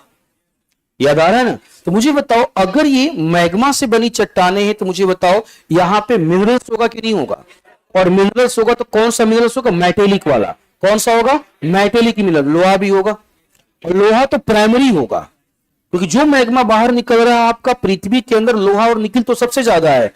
यहाँ पे लोहा भी होगा, निकिल भी होगा, यहाँ पे मैग्नीज भी होगा। क्या होगा, मैग्नीज भी होगा, क्रोमियम भी होगा, कोबाल्ट भी होगा, एल्युमिनियम भी होगा आपका। लेकिन याद रखना धारवाड़ चट्टानों से कम। धारवाड़ चट्टानें वो भी आग से बनी थी। किससे बनी थी, आग से, और ये भी किससे बनी है, आग से बनी है। दूसरा इसका इंपॉर्टेंस क्या होगा, दूसरा इंपॉर्टेंस है कि जब ये चट्टानें टूटेंगी तो ब्लैक सॉइल बनेगा। क्या बनेगा, ब्लैक सॉइल, काली मिट्टी बनेगा। और black soil is important for the production of cotton. ठीक है, काली मिट्टी कपास के उत्पादन के लिए महत्वपूर्ण है, लेकिन वेट, केवल कपास के उत्पादन के लिए नहीं, केवल कपास के उत्पादन के लिए नहीं। वास्तव में रिसेंटली हाल फिलहाल में समझो पिछले 10 सालों से एक ट्रेंड देखा गया है कि साउथ इंडिया के, महाराष्ट्र के जो किसान है, कर्नाटक तमिलनाडु के जो किसान है, वो कपास के प्लेस पे गन्ने का खेती करने लगे। धीरे धीरे वो कपास का खेती छोड़ रहे हैं। क्वेश्चन ये उठा कि कपास का खेती अगर वो छोड़ रहे हैं तो इसका रीजन क्या है। देखो कपास क्या है ना, किसानों के लिए आपका जुआ है, रॉबरी है। क्या है, एक जुआ है समझो आपका, एक रॉबरी है। कैसे, मान लीजिए क्या कहते हैं, हुआ क्या कि रात में, समझो रात में आपने क्या किया, सोचा कि हम क्या करें, कल सारा सेट कर दिया, मजदूरों को बुला लिया कि कल हम क्या करेंगे, अपना जो कपास से फसल आपकी पक चुकी है, हम कपास को इकट्ठा करेंगे। तब तक रात में तेज आंधियां चल पड़ी। रात में क्या चल पड़ी, तेज आंधियां चल पड़ी। तो रात में अगर तेज आंधी चल पाएगी तो कॉटन जो है वो उड़ जाएगा ना, कहां कहां दौड़ा के पकड़िएगा, पॉसिबल है पकड़ पाना। ठीक है, इसलिए किसानों के लिए गैम्बलिंग है, किसानों को फायदा हो भी जाता है और नुकसान भी होता है। तो किसानों ने सोचा क्यों ना सेफ गेम खेला जाए। सेफ गेम क्या है आपका, गन्ना। क्या है, गन्ना। गन्ना के लिए चाहे आंधी आए, तूफान आए, आपका बारिश हो जाए, कोई फर्क वरक नहीं पड़ता। तैयार है तो क्या होगा भाई, तैयार, मान लो गन्ना के खेत तैयार है, रात में आंधी आके लेट जाएगा तब भी काट डालेंगे, खड़ा रहेगा तब भी काटेंगे, पत्थर गिर गया तो हटा के काटेंगे, यही होगा ना आपका। तो गन्ना का जो खेत है आपको गैम्बलिंग नहीं है, सेफ गेम होता है। और आपका साउथ इंडिया की जो सरकारें हैं वो गन्ना की खेती को बढ़ावा भी दे रहा है। ठीक है, गन्ना की खेती को क्या दे रही है, बढ़ावा। इसलिए यहां के जो किसान है, कपास के प्लेस पे आपका जहां जहां इरिगेशन, सिंचाई की व्यवस्था है, वहां वहां वो क्या करते, गन्ने की खेती करते हैं। ठीक है, लिखो इकोनॉमिकल इंपॉर्टेंस। पहला लिखिएगा, धात्विक खनिजों की उपस्थिति है। धात्विक खनिजों की उपस्थिति है। धात्विक खनिजों की उपस्थिति है। धात्विक खनिजों की उपस्थिति है। उपस्थिति है। उपस्थिति है। दूसरा, इन चट्टानों के, अच्छा इंग्लिश नहीं बोला क्या, देखो, presence of metallic minerals, presence of metallic minerals. Next, इन चट्टानों के अपक्षय की प्रक्रिया के परिणाम स्वरूप इन चट्टानों के अपक्षय, वेदरिंग, अपक्षय की प्रक्रिया के परिणाम स्वरूप, अपक्षय की प्रक्रिया के परिणाम स्वरूप काली मृदा का निर्माण होता है, काली मृदा का निर्माण होता है। Formation of black soil, formation of black soil due to weathering of, formation of black soil due to weathering of basaltic rock in South India, basaltic rock in South India। इन चट्टानों के अपक्षय के परिणाम स्वरूप काली मृदा का निर्माण हुआ है, जो कि कपास की खेती के लिए, कपास की खेती के लिए महत्वपूर्ण है, कपास की खेती के लिए महत्वपूर्ण है। That is important for production of cotton, production of cotton। किसी बच्चे का क्वेश्चन है, कुडप्पा क्रम के चट्टान तक धात्विक खनिज पर्याप्त मात्रा में मिले। ठीक है, देखो क्या है, कुडप्पा क्रम में चट्टान धात्विक खनिज सफिशिएंट, बहुत पर्याप्त मात्रा मत बोलना, सबसे ज्यादा धारवाड़ में था। देखिए कुडप्पा में कम होना शुरू हुआ। एक बात ऐसे समझो कि मान लो कोई एक चट्टान है, उस चट्टान में धात्विक खनिज है और करोड़ों सालों तक, आपका लाखों सालों तक, करोड़ों सालों तक उसका कॉन्टिन्यूअस इरोजन हुआ। तो कॉन्टिन्यूअस जब इरोजन होगा, उसके अंदर का जो मेटेलिक मिनरल्स होगा वो वैसे ही रहेगा, वो भी इरोज हो जाएगा। और वो भी जब इरोज हो जाएगा तो बाकी किसी मिनरल्स के साथ मिलेगा, बाकी किसी मिनरल्स के साथ मिलेगा तो केमिकल रिएक्शन होगा कि नहीं होगा? केमिकल रिएक्शन होगा तो वो जो मेटल है अपने मूल रूप में होगा, सब कुछ चेंज कर जाएगा। सब कुछ चेंज कर पाएगा तो सिंपल सी बात है, फिर मेटल मिलेगा कहां से? इसलिए धारवाड़ में सबसे ज्यादा था, कुडप्पा में कम हुआ, विंध्यन में और कम हुआ। विंध्यन में क्या हुआ? और कम हुआ। और गोंडवाना की तो हमने बात ही नहीं किया, गोंडवाना की हमने बात ही नहीं किया। गोंडवाना में धात्विक खनिज के स्थान पे कोयला बैठा हुआ है। कौन बैठा है? कोयला। चलिए यहां से आगे बढ़ते हैं, हेड डालिएगा tertiary. Next, tertiary sequence of rock, tertiary क्रम की चट्टानें, टर्शियरी सीक्वेंस ऑफ रॉक या टर्शियरी क्रम की चट्टानें। क्या? हाँ बिल्कुल, तमिल कल्चर वहीं तो पैदा हुआ। जो तमिल कल्चर था वहीं तो था आपका, पूरा तमिल हो गया, कन्नड़ हो गया, सब वहीं तो बैठे थे। ठीक है, ये आप पढ़िएगा जब आपको आर्ट एंड कल्चर पढ़ाया जाएगा। हाँ क्या करना है? जाइए। ठीक है ना, कल्चरल इंपॉर्टेंस है। ठीक है, वो आपको इतिहास में पढ़ाया जाएगा, हिस्ट्री में जो भी आप पढ़ाया जाएगा आप पूछ लीजिएगा, सर दक्कन का कल्चरल इंपॉर्टेंस एक बार बता दीजिए। तो साउथ इंडिया के जो कल्चर है वहां पे जाकर के वो आपको बता देंगे। हेड डाल लीजिएगा tertiary, tertiary sequence of rock, tertiary क्रम की चट्टानें, टर्शियरी सीक्वेंस ऑफ रॉक या टर्शियरी क्रम की चट्टानें।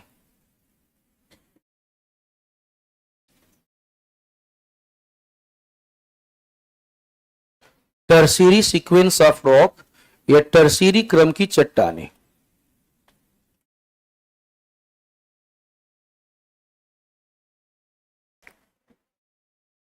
Tertiary sequence of rock. India के एक मेरे साथ मैप बनाइए आप लोग।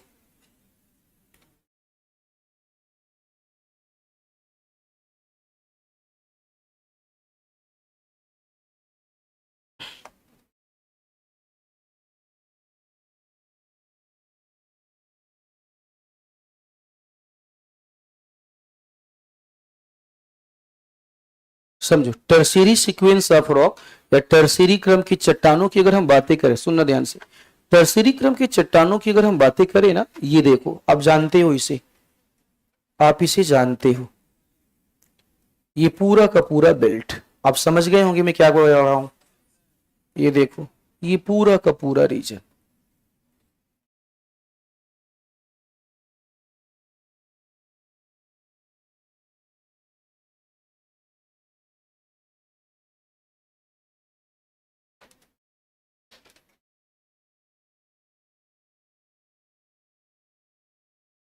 ये पूरा का पूरा रीजन, ये है टर्शियरी।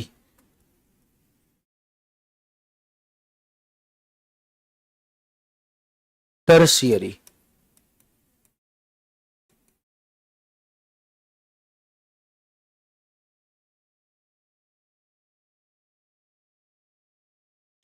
टर्शियरी रॉक सिस्टम, ठीक है, टर्शियरी रॉक सिस्टम। आपको देख के समझ में आ गया हो कि हम कहां पे शिफ्ट हो रहे हैं, हिमालय की तरफ। कहां की तरफ? हिमालय की तरफ।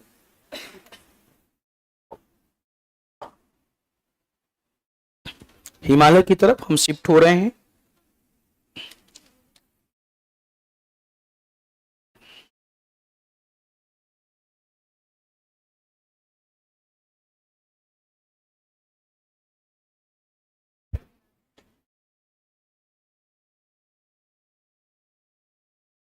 करें स्टार्ट। देखो, टर्शियरी सीक्वेंस ऑफ रॉक की अगर हम बातें करें तो ये जो टर्शियरी सीक्वेंस ऑफ रॉक है, यहां पे हम बातें करने वाले हिमालय की, हिमालय, हिमालयन रॉक सिस्टम हम डिस्कस करने जा रहे हैं। हिमालयन रॉक सिस्टम या हिमालय की चट्टानें, हिमालय की चट्टानें या हिमालयन रॉक सिस्टम। सुनना है आपको बस ध्यान से। देखो, अगर हम हिमालयन रॉक सिस्टम की बातें करें तो पूरा इस कॉन्सेप्ट को थोड़ा जानना और समझो। 2 मिनट। देखो, हिमालय को अब मैं यहीं पे अगर बताने जा रहा हूं, मैं हिमालय के फॉर्मेशन का सिंक्लाइन थ्योरी यहीं बता दूंगा। जब दोबारा मैं हिमालय बताऊंगा तो दोबारा हिमालय की उत्पत्ति का, फॉर्मेशन का सिंक्लाइन थ्योरी नहीं बताऊंगा, वहां पे मैं प्लेट टेक्टोनिक पढ़ाऊंगा, ठीक है ना, सिंक्लाइन नहीं पढ़ाऊंगा। ध्यान से बस सुनना और आप लोग समझिएगा। मैंने आपको बताया था, समझाया था कि देखिए हुआ क्या था कि जब हमारा इंडिया गोंडवाना लैंड से सेपरेट हुआ, पहले ऐसे समझो, स्टार्टिंग में पैंजिया था, हाँ या ना, पैंजिया ब्रेकडाउन किया, क्रैकअप हुआ। क्या हुआ? क्रैकअप। नॉर्थ वाले का नाम लॉरेंसिया और अंगारा लैंड, साउथ में गोंडवाना और बीच में टेथिस, बीच में टेथिस। वही सिस्टम यहां पे बनेगा, सपोज कीजिए वही सिस्टम यहां पे बनेगा। और इसको देखिए आप लोग,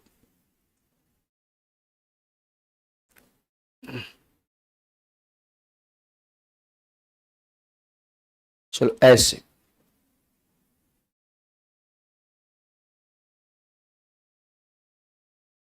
अभी वेट करो, बनाना तो है लेकिन अभी वेट करना है आपको,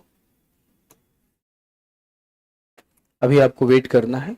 देखो, ये मान लिया कि ये जो हमारा रीजन है, ये रीजन हमारा सिनक्लाइन है। टॉपिक याद आ रहा है? भूल गया? अभी कल डिस्कस हुआ था क्या? परसों? अभी कल या परसों कुछ हुआ था, इसमें कल ही हुआ था। ये हमारा सिनक्लाइन है, समझो। ये कॉन्सेप्ट किसका है? सिनक्लाइन का कॉन्सेप्ट है, भूसन्नति है। देखो, ये हमारा है सिनक्लाइन, ये है भूसन्नतियां। तो जब भी हम भूसन्नतियों की बातें करेंगे, कल हमने डिस्कस किया था कि भूसन्नतियां एक डीप है। क्या है? एक डीप है, गर्त है, जो नैरो है। क्या है? नैरो है, आपका नैरो डीप है। यह एक नैरो डीप का एग्जाम्पल है। सुनना ध्यान से। क्वेश्चन इज दैट कि अगर एक नैरो डीप का एग्जाम्पल है, ठीक है, तो इस नैरो डीप में कॉन्टिन्यूअस क्या हो रहा था?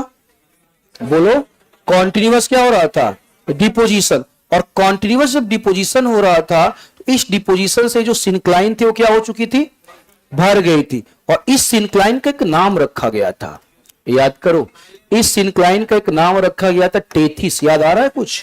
देखो ध्यान से, ये एक सिनक्लाइन है, इस सिनक्लाइन का एक नाम रखा गया था और ये नाम था आपका टेथिस। क्या नाम था? टेथिस। देखो, ये है सिनक्लाइन, ये पानी भरा हुआ है, ये पानी भरा है।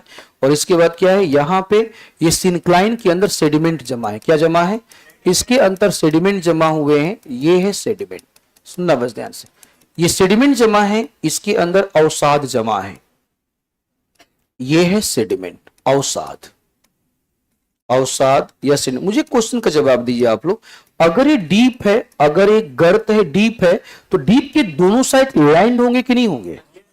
देखिए, लैंड होंगे। एक साइंटिस्ट, एक आपका जियोग्राफर थे, उसका नाम था कोबर। नाम सुना है क्या? एक आपके साइंटिस्ट थे, साइंटिस्ट का नाम क्या था? कोबर था। कोबर ने, जानते हो क्या बोला? कोबर ने बोला कि देखिए ये जो लैंड, ध्यान सुनना, कोबर ने बोला कि ये जो लैंड है, इस लैंड का नाम है गोंडवाना। इस लैंड का नाम है गोंडवाना, गोंडवाना लैंड। और इधर वाले का नाम है लॉरेंसिया, अंगारा लैंड। क्या नाम है? लॉरेंसिया। समझो, लॉरेंसिया नाम है इसका, अंगारा लैंड नाम है। दो डिफरेंट लैंड है और बीच में एक सी है, बीच में एक सी है, बीच में एक सिनक्लाइन है। इस सिंक्लाइन का नाम है टेथिस। क्या नाम है? इस सिंक्लाइन का नाम है टेथिस। ये है टेथिस, ठीक है। ऐसा कोबर ने बोला। किसने बोला? कोबर ने। अब हुआ क्या, ये प्रोसेस बहुत लंबा चला। याद रखना, ये जो प्रोसेस, ये प्रोसेस क्या हुआ, बहुत लंबा चला। वास्तव में हुआ क्या था, ध्यान से सुनना। हुआ क्या था कि जब आपका सेडिमेंट फिल हो गया, ध्यान से बात को सुन, जब सेडिमेंट फिल हो गया, सेडिमेंट फिल हुआ तो बताओ इसका जो बेस है ऐसे ही रहेगा, नीचे शिफ्ट होगा। बेस कहां शिफ्ट होगा? नीचे। कोबर का कहना था कि ये वाला जो पार्ट है एक दूसरे की तरफ शिफ्ट हुआ, पास की तरफ आया, दोनों लैंड मूव किया तो किनारों पे टक्कर लगा। किनारों पे क्या लगा? टक्कर। ध्यान सुनना, अब किनारों पे टक्कर अगर लगा तो बीच वाला जो पार्ट है ये ऐसे रहेगा, फोल्ड कर जाएगा। बीच वाला पार्ट क्या हुआ, सुनना आप लोग ध्यान से, बीच वाला पार्ट क्या हुआ, फोल्ड कर गया ऐसे। बीच वाला पार्ट फोल्ड कर गया और इसके फोल्ड करने से एक माउंटेन बना। सुनना बस ध्यान से, इसके फोल्ड करने से क्या बना? एक माउंटेन बना, ठीक है। उसके बाद बोला फिर से सेडिमेंट जमा हो रहे थे। सुनते जाना बात को बड़े ध्यान से। मतलब एक बार जब लैंड आपका यहां पे जब अवसाद ज्यादा जमा हो गया, अचानक से नीचे गया, धक्का लगा होगा, धक्का लगा हो गया आपका, फिर से आपका रुक गया क्योंकि अचानक से एक बार नीचे गया, फिर से सेडिमेंट जमा हुआ, फिर से समझो अवसाद जमा, भारी हुए, फिर से नीचे गया, फिर से धक्का लगा, तो एक माउंटेन बना। उसके बाद जब दोबारा धक्का लगा आपका तो फिर से एक माउंटेन बना। सुनते चलना, फिर से एक माउंटेन बना आपका। उसके बाद तीसरी बार धक्का लगा तो फिर से एक माउंटेन बना। हुआ क्या था ये जानो। पूरा मैं आपको पढ़ा रहा हूं, माउंटेन बिल्डिंग प्रोसेस पढ़ा रहा हूं। हिमालय का निर्माण अचानक से नहीं हुआ, हिमालय का फॉर्मेशन अचानक से नहीं हुआ। लैंड शिफ्ट होता गया, समझो ये सेडिमेंट फिल होता गया, आपका लैंड डाउनवर्ड शिफ्ट हुआ। पहला जो धक्का लगा वह धक्का सबसे मजबूत था। वह क्या था? सबसे मजबूत था। पहला जब धक्का लगा तो पहले धक्के से, पहले कोलिजन से आपका फर्स्ट माउंटेन बना, that is known as greater Himalaya. That is known as greater Himalaya. इसे हिमालय का पहला उत्थान बोलते हैं, first upliftment of Himalaya. Himalaya का पहला उत्थान है यह, देखिए फर्स्ट अपलिफ्टमेंट। देखो जब नीचे गया, धक्का लगा तो जो एनर्जी स्टोर थी वो तो रिलीज हो गई। क्या हो गई? रिलीज हो गई। फिर से इसने एनर्जी स्टोर करना शुरू किया, फिर से उसमें सेडिमेंट जमा होना स्टार्ट हुआ और इतना सेडिमेंट हो गया कि फिर से कहां भागे? नीचे। तो फिर दूसरी बार धक्का लगा और दूसरी बार धक्का लगा तो मिडिल हिमालय बना। कौन बना? मिडिल हिमालय बना। और पहली बार कौन बना? ग्रेटर हिमालय। और लास्ट में कौन बना? शिवालिक। सरप्राइज हो जाओगे, ग्रेटर हिमालय से मिडिल हिमालय बनने के बीच में लगभग 1.5 करोड़ साल का डिफरेंस है। 1.5 करोड़ साल का डिफरेंस है, 1-2 करोड़ का डिफरेंस नहीं है। मिडिल हिमालय से शिवालिक हिमालय बनने में 2 करोड़ साल का डिफरेंस है, ठीक है। इतना आसान नहीं था यार, ठीक है। तो सबसे पहले बना ग्रेट, इसको बोलते हैं फर्स्ट अपलिफ्टमेंट ऑफ हिमालय या first stage of formation of Himalaya. इसको थोड़ा प्रैक्टिकल लाइफ में ऐसे समझना। मान लो ऐसे कोई मूवी रिलीज हुई, बातों को बहुत ध्यान सुनना। कोई मूवी रिलीज हुई आपका, ठीक है, तो उस मूवी को देखने के लिए एक्साइटमेंट ज्यादा होता है। तो पहली बार हम ज्यादा एक्साइटमेंट के साथ जाते हैं, उतना ज्यादा एक्साइटमेंट दोबारा नहीं होगा। दोबारा से फिर से मैंने वही मूवी आपको दिखाया, मैंने बोला कोई बात नहीं, मैं पैसा देके दिखाऊंगा। तो चूंकि पैसा तुम्हारा नहीं लग रहा है तो जा सकते हो, लेकिन इंटरेस्ट क्या होगा, ठीक है। तीसरी बार मैंने बोला कि चलो हम ही पैसा देंगे आपका, इस बार खाना पीना भी खिलाएंगे, तो तुम मूवी देखने नहीं जाओगे, खाना पीना खा जाओ, इंटरेस्ट सबसे कम हो जाएगा। मैं चौथी बार बोला कि फिर से अब तो नहीं जाएंगे। हाँ या ना? इंटरेस्ट समय के साथ इंटरेस्ट क्या हो रहा है? कम हो रहा है। समय के साथ अर्थ के अंदर की जो एनर्जी वो कम हो रही है। पहली बार एक्साइटमेंट ज्यादा होता है। पहली बार जब 33 था, 33 में सेडिमेंट जमा हुआ तो सेडिमेंट की मात्रा भी ज्यादा थी, और नीचे जब शिफ्ट हुआ होगा तो शिफ्ट होने का वेलोसिटी भी ज्यादा रहा होगा। तो एक दूसरे की तरफ जब शिफ्ट हुआ होगा तो यह भी वेलोसिटी क्या होगा? ज्यादा। तो पहला जो कोलिजन हुआ होगा, टक्कर लगा होगा, वह सबसे स्ट्रांग होगा कि नहीं होगा? तो इसीलिए सबसे स्ट्रांग अगर होगा तो सबसे हाईएस्ट माउंटेन बना, और उसका नाम है ग्रेटर हिमालय। क्या नाम है उसका? ग्रेटर हिमालय। उसको बात समझो, मिडिल हिमालय बनने में फिर से क्या होना पड़ेगा? फिर से सेडिमेंट जमा हुआ होगा।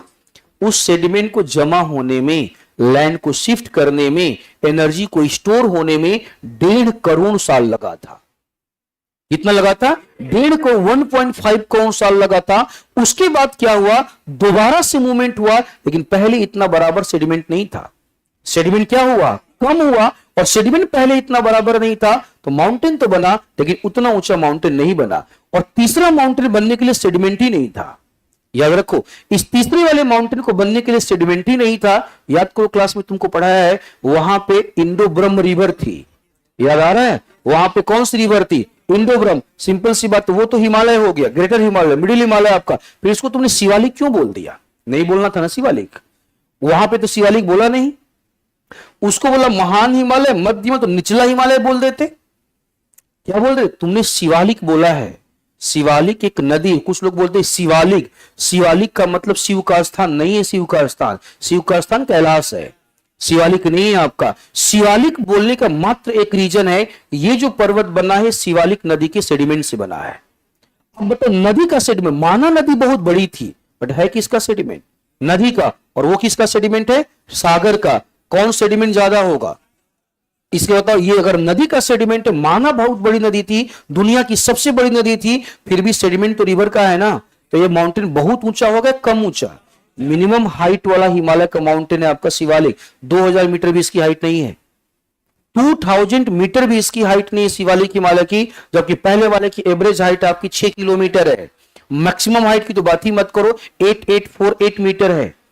हाँ या ना, 8848 मीटर है माउंट एवरेस्ट, जो सबसे पहला वाला है।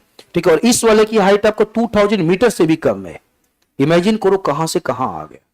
ठीक है, तो हिमालय का जो फॉर्मेशन हुआ है वो 3 फेज में हुआ है। कितने फेज में हुआ है? 3 फेज में हुआ है आपका, ग्रेटर हिमालय, मिडिल हिमालय और शिवालिक हिमालय। तो मुझे बताओ, हमने क्या बोला कि एक के बनने के बाद दूसरा आपका लगभग 1.5 करोड़ साल बाद बना है, तो समय एक होगा या अलग हो जाएगा? समय क्या हो जाएगा? अलग।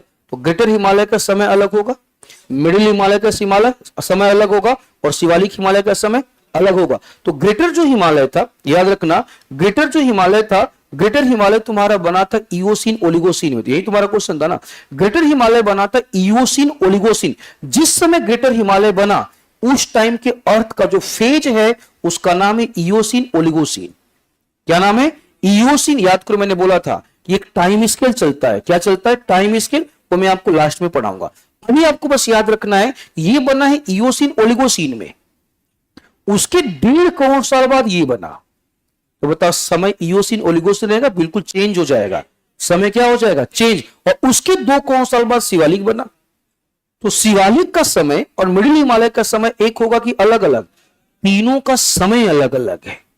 तीनों का समय क्या है आपका? अलग अलग है। समझो, वो बना तुम्हारा, इस समय का नाम है मायोसीन, इसका नाम है मायोसीन, इसका नाम है तुम्हारा प्लायोसीन, और इसके बाद शुरू होता प्लिस्टोसीन। इसी के बाद क्या शुरू होता है? प्लिस्टोसीन। तो अलग अलग एरा, ये नाम याद रखना।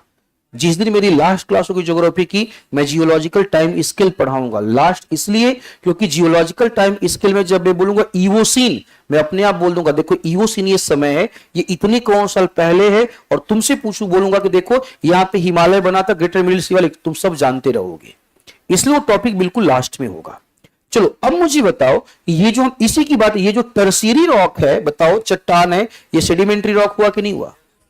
कैसा रॉक हुआ? सेडिमेंट्री। अगर ये सेडिमेंट्री रॉक है तो इस रॉक्स में लेयर्स होंगे कि नहीं होंगे? हिमालय में जाओ, आपको लेयर्स दिखेगा। क्या दिखेगा? लेयर्स। तो सेडिमेंट्री रॉक से लेयर्स दिखेगा। बताओ, ये परमिएबल रॉक होगा कि नहीं होगा? पारगम्य चट्टान होगा कि नहीं होगा? फॉसिल्स होंगे कि नहीं होंगे? लेकिन वेट, कहां के फॉसिल्स? सागर के फॉसिल।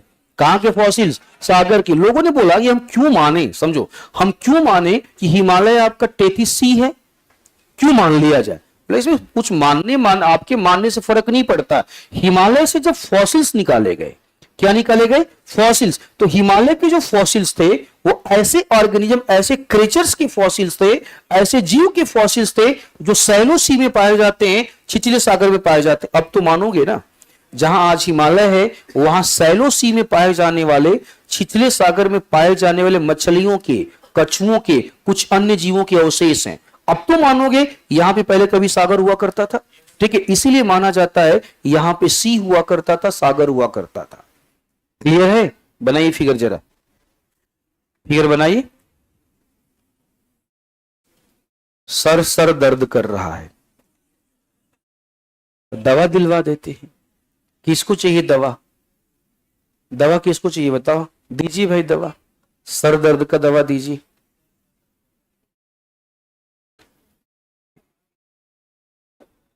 जल्दी फिगर बनाओ, एक इंडिया का फिगर है, दूसरा फिगर ये है।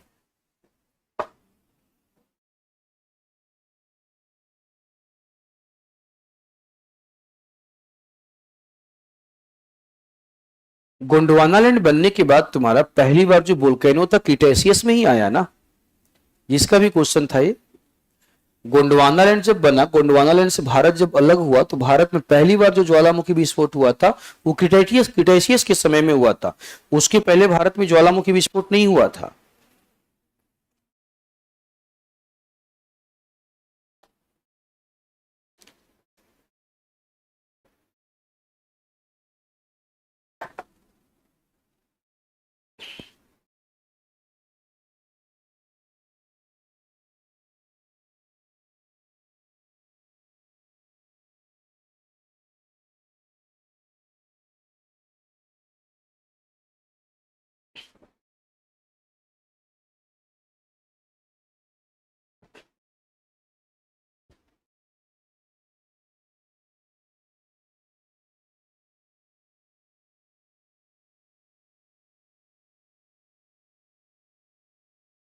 पूछ लीजिए, देखिए भाई किसका सर दर्द का दवा ले लीजिए।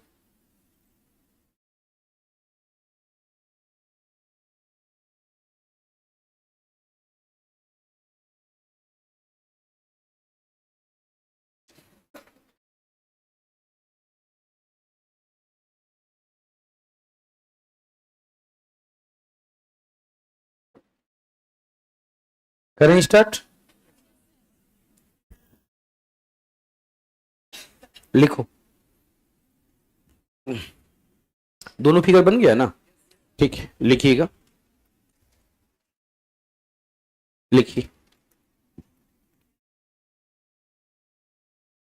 पहले स्टेट का नाम लिख लो, पहले तो स्टेट का नाम लिख दो, बताने की आवश्यकता नहीं होगी, नहीं चाहिए आपको, लिख देना हिमालयन स्टेट, हिमालयन राज्य, हिमालयन स्टेट, हिमालयन राज्य। अगर राज्य का नाम लिखना चाहते हो तो लिखो जम्मू कश्मीर, लद्दाख, जम्मू कश्मीर, लद्दाख, हिमाचल प्रदेश, उत्तराखंड, जम्मू कश्मीर, लद्दाख, हिमाचल प्रदेश, उत्तराखंड, हिमाचल प्रदेश, उत्तराखंड, उत्तराखंड तथा उत्तरी पूर्वी राज्य, नॉर्थ ईस्ट स्टेट, उत्तरी पूर्वी राज्य, नॉर्थ ईस्ट स्टेट, उत्तरी पूर्वी राज्य, नॉर्थ ईस्ट स्टेट। ठीक है, अब तुम बिहार में हो तो तुमसे पूछे कि बिहार में टर्सरी क्रम की चट्टानें कहां है? उत्तरी बिहार। कहां बिहार? उत्तरी और पश्चिमी बिहार, चंपारण वाला इलाका। कौन सा इलाका? चंपारण वाला इलाका, जहां पे शिवालिक पर्वत टच करता है। चंपारण के इलाके में जाओगे ना, उत्तर वाले भाग में आपका, तो वहां पे शिवालिक बाउंड्री के साथ क्या करता है? टच करता है। तो जहां पे शिवालिक की बाउंड्री है वहां पे आपको टर्सरी रॉक सिस्टम मिल जाएगा। ठीक है, चलिए आगे लिखिएगा, आगे लिखिएगा। उत्पत्ति, उत्पत्ति या फॉर्मेशन, उत्पत्ति या फॉर्मेशन। देखो ये चट्टाने, ये चट्टाने टेथिस सागर के अवसादों के, ये चट्टाने टेथिस सागर के अवसादों के बलन का परिणाम है। टेथिस सागर के अवसादों के बलन का परिणाम है। These rocks are the result of, these rocks are the result of folding process of, folding process of sediment of tethys, folding process of sediment of tethys। Tethys सागर के अवसादों के बलन का परिणाम है, बलन का परिणाम है, बलन का परिणाम है। देखो विशेषताएं, कैरेक्टरिस्टिक्स। फोल्ड होना प्रभु, मुड़ जाना। बलन का मतलब फोल्ड होना, मुड़ना। बलन का परिणाम है, अब लिखो कैरेक्टरिस्टिक्स, विशेषताएं। Point number 1, example of sedimentary rocks. Example of sedimentary rocks अवसादी चट्टानों का उदाहरण है। एग्जाम्पल्स ऑफ सेडिमेंट्री रॉक अवसादी चट्टानों का उदाहरण है, उदाहरण है। नेक्स्ट, प्रेजेंस ऑफ लेयर्स, परतें स्पष्टता से पाई जाती हैं। प्रेजेंस ऑफ लेयर्स, परतें स्पष्टता से पाई जाती हैं, पाई जाती हैं, पाई जाती हैं। Example of permeable rock. Example of permeable rock पारगम्य चट्टानों का उदाहरण है। एग्जाम्पल ऑफ परमिएबल रॉक पारगम्य चट्टानों का उदाहरण है, चट्टानों का उदाहरण है, उदाहरण है। नेक्स्ट, अब सुनो ध्यान से, यहां पे फोल्ड हुआ है, क्या हुआ है?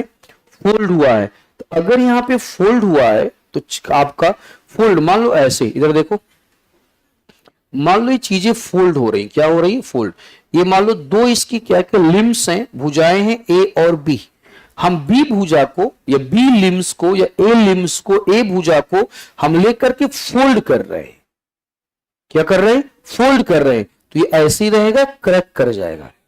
क्या कर जाएगा? क्रैक कर जाएगा। फिर भी हम प्रेशर लगा रहे हैं, ध्यान समझना, फिर भी हम प्रेशर लगा रहे हैं तो ये जो बी है यही रहेगा, आगे शिफ्ट हो जाएगा, आगे शिफ्ट हो जाएगा आपका। जब भी कभी चट्टान का, समझो, जब भी कभी प्रेशर से, रिपीट कर रहा हूं, जब भी कभी प्रेशर से, दबाव से चट्टानें टूट जाती हैं, इस आपका रॉक्स स्प्लिट कर जाती है और आगे शिफ्ट हो जाती है, मूव कर जाती है, उसको नैपीज बोलते हैं, ग्रीवाखंड बोलते हैं। क्या बोलते हैं? नैपीज या ग्रीवाखंड। अगर तुमसे पूछा जाए कि नैपीज क्या है, ग्रीवाखंड क्या है, तो क्या जवाब दोगे? रॉक्स का, ठीक है, टूटा हुआ भाग कहां शिफ्ट कर जाए? आगे शिफ्ट कर जाए, कहीं और चला जाए तो नैपीज है। ऐसे सब जो नैपीज या ग्रीवाखंड हिमालय में कई पाए जाते हैं। और ये कैसे बनता है? Due to folding process. किससे बनता है? फोल्डिंग। लेकिन फोल्डिंग स्ट्रांग होना चाहिए। फोल्डिंग क्या होना चाहिए? स्ट्रांग। ये तुम्हारा हाथ है, पकड़ के मोड़ दूं और मुड़ते मुड़ते मुड़ते चला जाऊं तो वही रहेगा, टूट जाएगा। क्या हो जाएगा? टूट जाएगा आपका, तो हड्डी वही रहेगी, सरक जाएगी। तो क्या बन गया? नैपीज बन गया। क्या बन गया? नैपीज बन जाएगा, ग्रीवाखंड बन जाएगा। लिख देना जरा, लिखो, हिमालय में, हिमालय में ग्रीवाखंड की उपस्थिति है। हिमालय में ग्रीवाखंड की उपस्थिति है। देखो, presence of nappes, NAPPES, presence of nappes in Himalayan region, nappes in Himalayan region, in Himalayan region, Himalayan region. ठीक है, चलिए, ये इसका विशेषता लिख लो। फॉसिल्स भी होगा कि नहीं होगा? हिमालय की चट्टानों में तो खूब फॉसिल्स मिलता है, तो लिख डालो। जीवाश्म की उपस्थिति होती है, जीवाश्म की उपस्थिति होती है। प्रेजेंस ऑफ फॉसिल्स, जीवाश्म की उपस्थिति होती है। Presence of fossils, presence of fossils, ठीक है, प्रेजेंस ऑफ फॉसिल्स, जीवाश्म की उपस्थिति होती है। अब लिखो, इकोनॉमिकल इंपॉर्टेंस, आर्थिक महत्व, इकोनॉमिकल इंपॉर्टेंस या आर्थिक महत्व, इकोनॉमिकल इंपॉर्टेंस, आर्थिक महत्व। क्या आर्थिक महत्व होगा? पूरे के पूरे रीजन का आर्थिक महत्व क्या है? पहला यहां पे समझो, विभिन्न प्रकार की चट्टानें, बालू पत्थर है, क्या है आपका? बालू पत्थर है, चूना पत्थर भी यहां पर है। तो मेन तुम्हारा बालू पत्थर मिलेगा। क्या मिलेगा? बालू पत्थर और बालू सैंड स्टोन्स, और सैंड स्टोन्स के साथ कांग्लोमरेट मिलेगा। याद है, कल पूछ किया था, एक तुमको सैंड स्टोन मिलेगा, कांग्लोमरेट मिलेगा। ठीक है, अब चूंकि ये चट्टानें बहुत पुरानी नहीं है, क्योंकि Himalaya is the example of youngest folded mountain of the world. Himalaya बहुत पुराना पर्वत नहीं है, तो ये चट्टानें पुरानी नहीं होंगी। ये चट्टानें कैसी हैं? नई चट्टानें, तो ट्रांसफॉर्मेशन बहुत ज्यादा नहीं होगा। रूपांतरण बहुत ज्यादा नहीं होगा। यहां पे क्या होगा, चट्टाने बताओ, इनका रूपांतरण होगा, ये चट्टाने अपने मूल रूप में होंगी। ये चट्टाने क्या होंगी, ये चट्टाने अपने मूल रूप में होंगी। आ रही बात समझ में? तो चलो, अब अगर ये चट्टाने मूल रूप में फॉसिल्स भी यहां पर हैं, तो बताओ इसमें खनिज मिलेगा कि नहीं मिलेगा? तो खनिजों की उपस्थिति है यहां पर। ठीक है, अब खनिजों की उपस्थिति, साथ ही साथ इस पूरे के पूरे रीजन में आपका वेजिटेशन डेंस है। पूरे के पूरे रीजन में क्या है, डेंस वेजिटेशन है, सघन वनस्पतियां पाई जाती हैं। तो फॉरेस्ट रिसोर्स तुमको मिल जाएगा। क्या मिल जाएगा? फॉरेस्ट रिसोर्स मिल जाएगा। इस पूरे के पूरे रीजन से रिवर फ्लो करती है, नदियां प्रवाहित होती हैं, तो फ्रेश वाटर की सप्लाई कर डालेगी। क्या कर डालेगी? फ्रेश वाटर की सप्लाई कर डालेगी। ये इसका इकोनॉमिकल इंपॉर्टेंस है। प्लस बताओ आपका हिमालय, आपका जो हिमालय चट्टाने हैं, गंगा नदी हिमालय की चट्टान को तोड़ती है और तोड़ करके एलुवियल सॉइल बना देती है। हाँ या ना?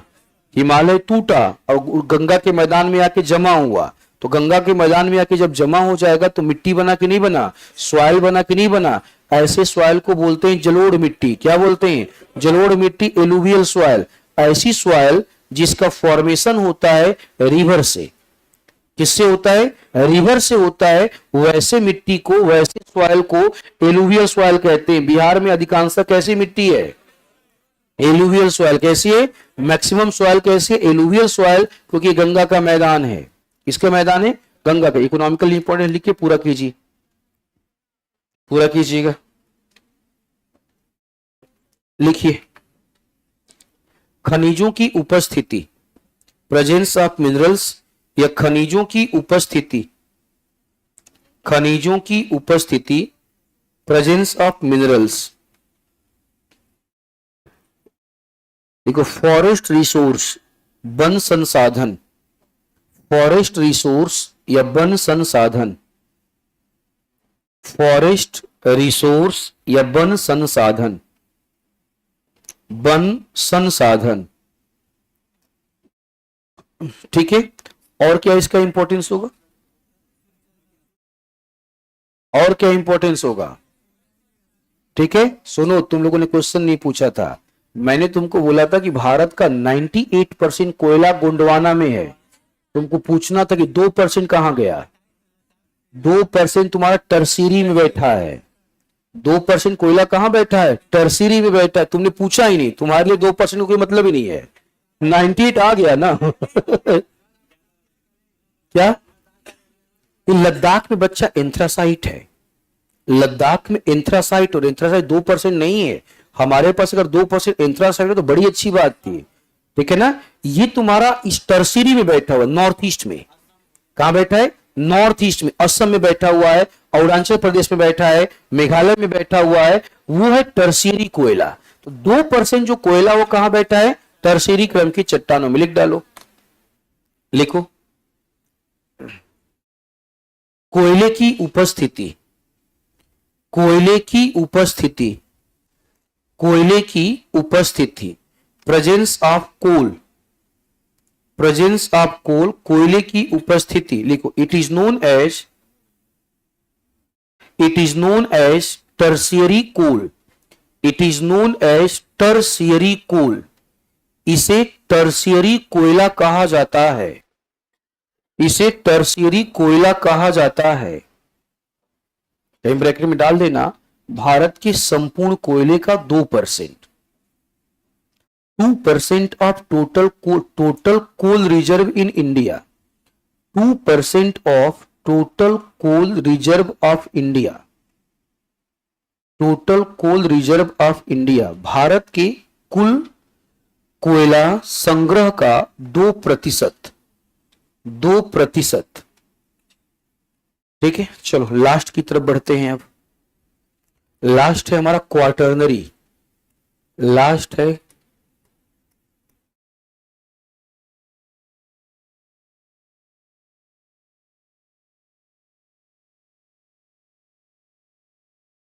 Quaternary rock system. ठीक है, अगला है क्वार्टरनरी रॉक सिस्टम।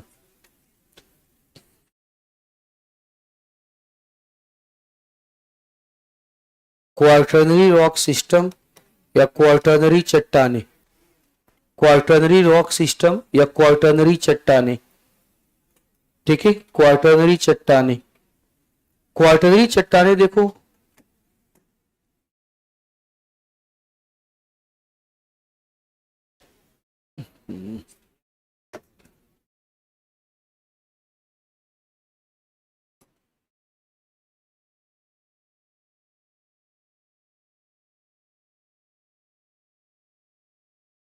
देखो, क्वार्टरनरी रॉक सिस्टम की बातें हम कर लेते हैं।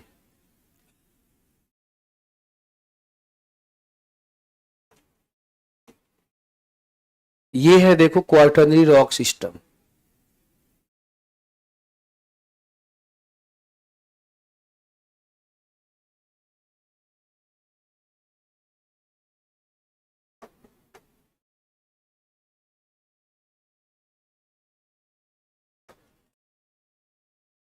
देखो ये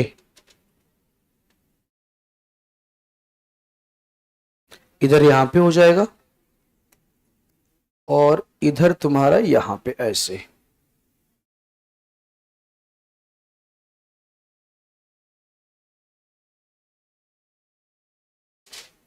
ये क्वार्टरनरी रॉक सिस्टम, ठीक है, ये क्वार्टरनरी रॉक सिस्टम है। ये रीजन तुम्हारा हो जाएगा नॉर्थ प्लेन और ये हो जाएगा ईस्टर्न कोस्टल प्लेन।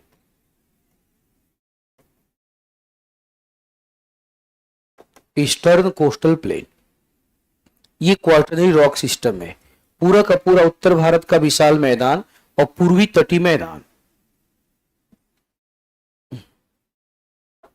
उत्तर भारत का विशाल मैदान और पूर्वी तटीय मैदान।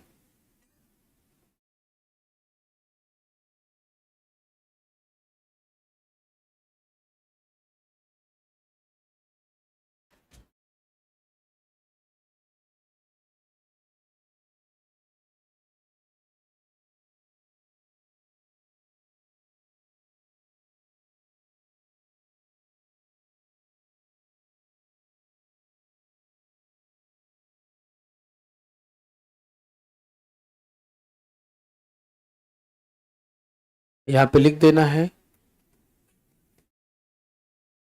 क्वार्टरनरी चट्टाने, क्वार्टरनरी रॉक सिस्टम।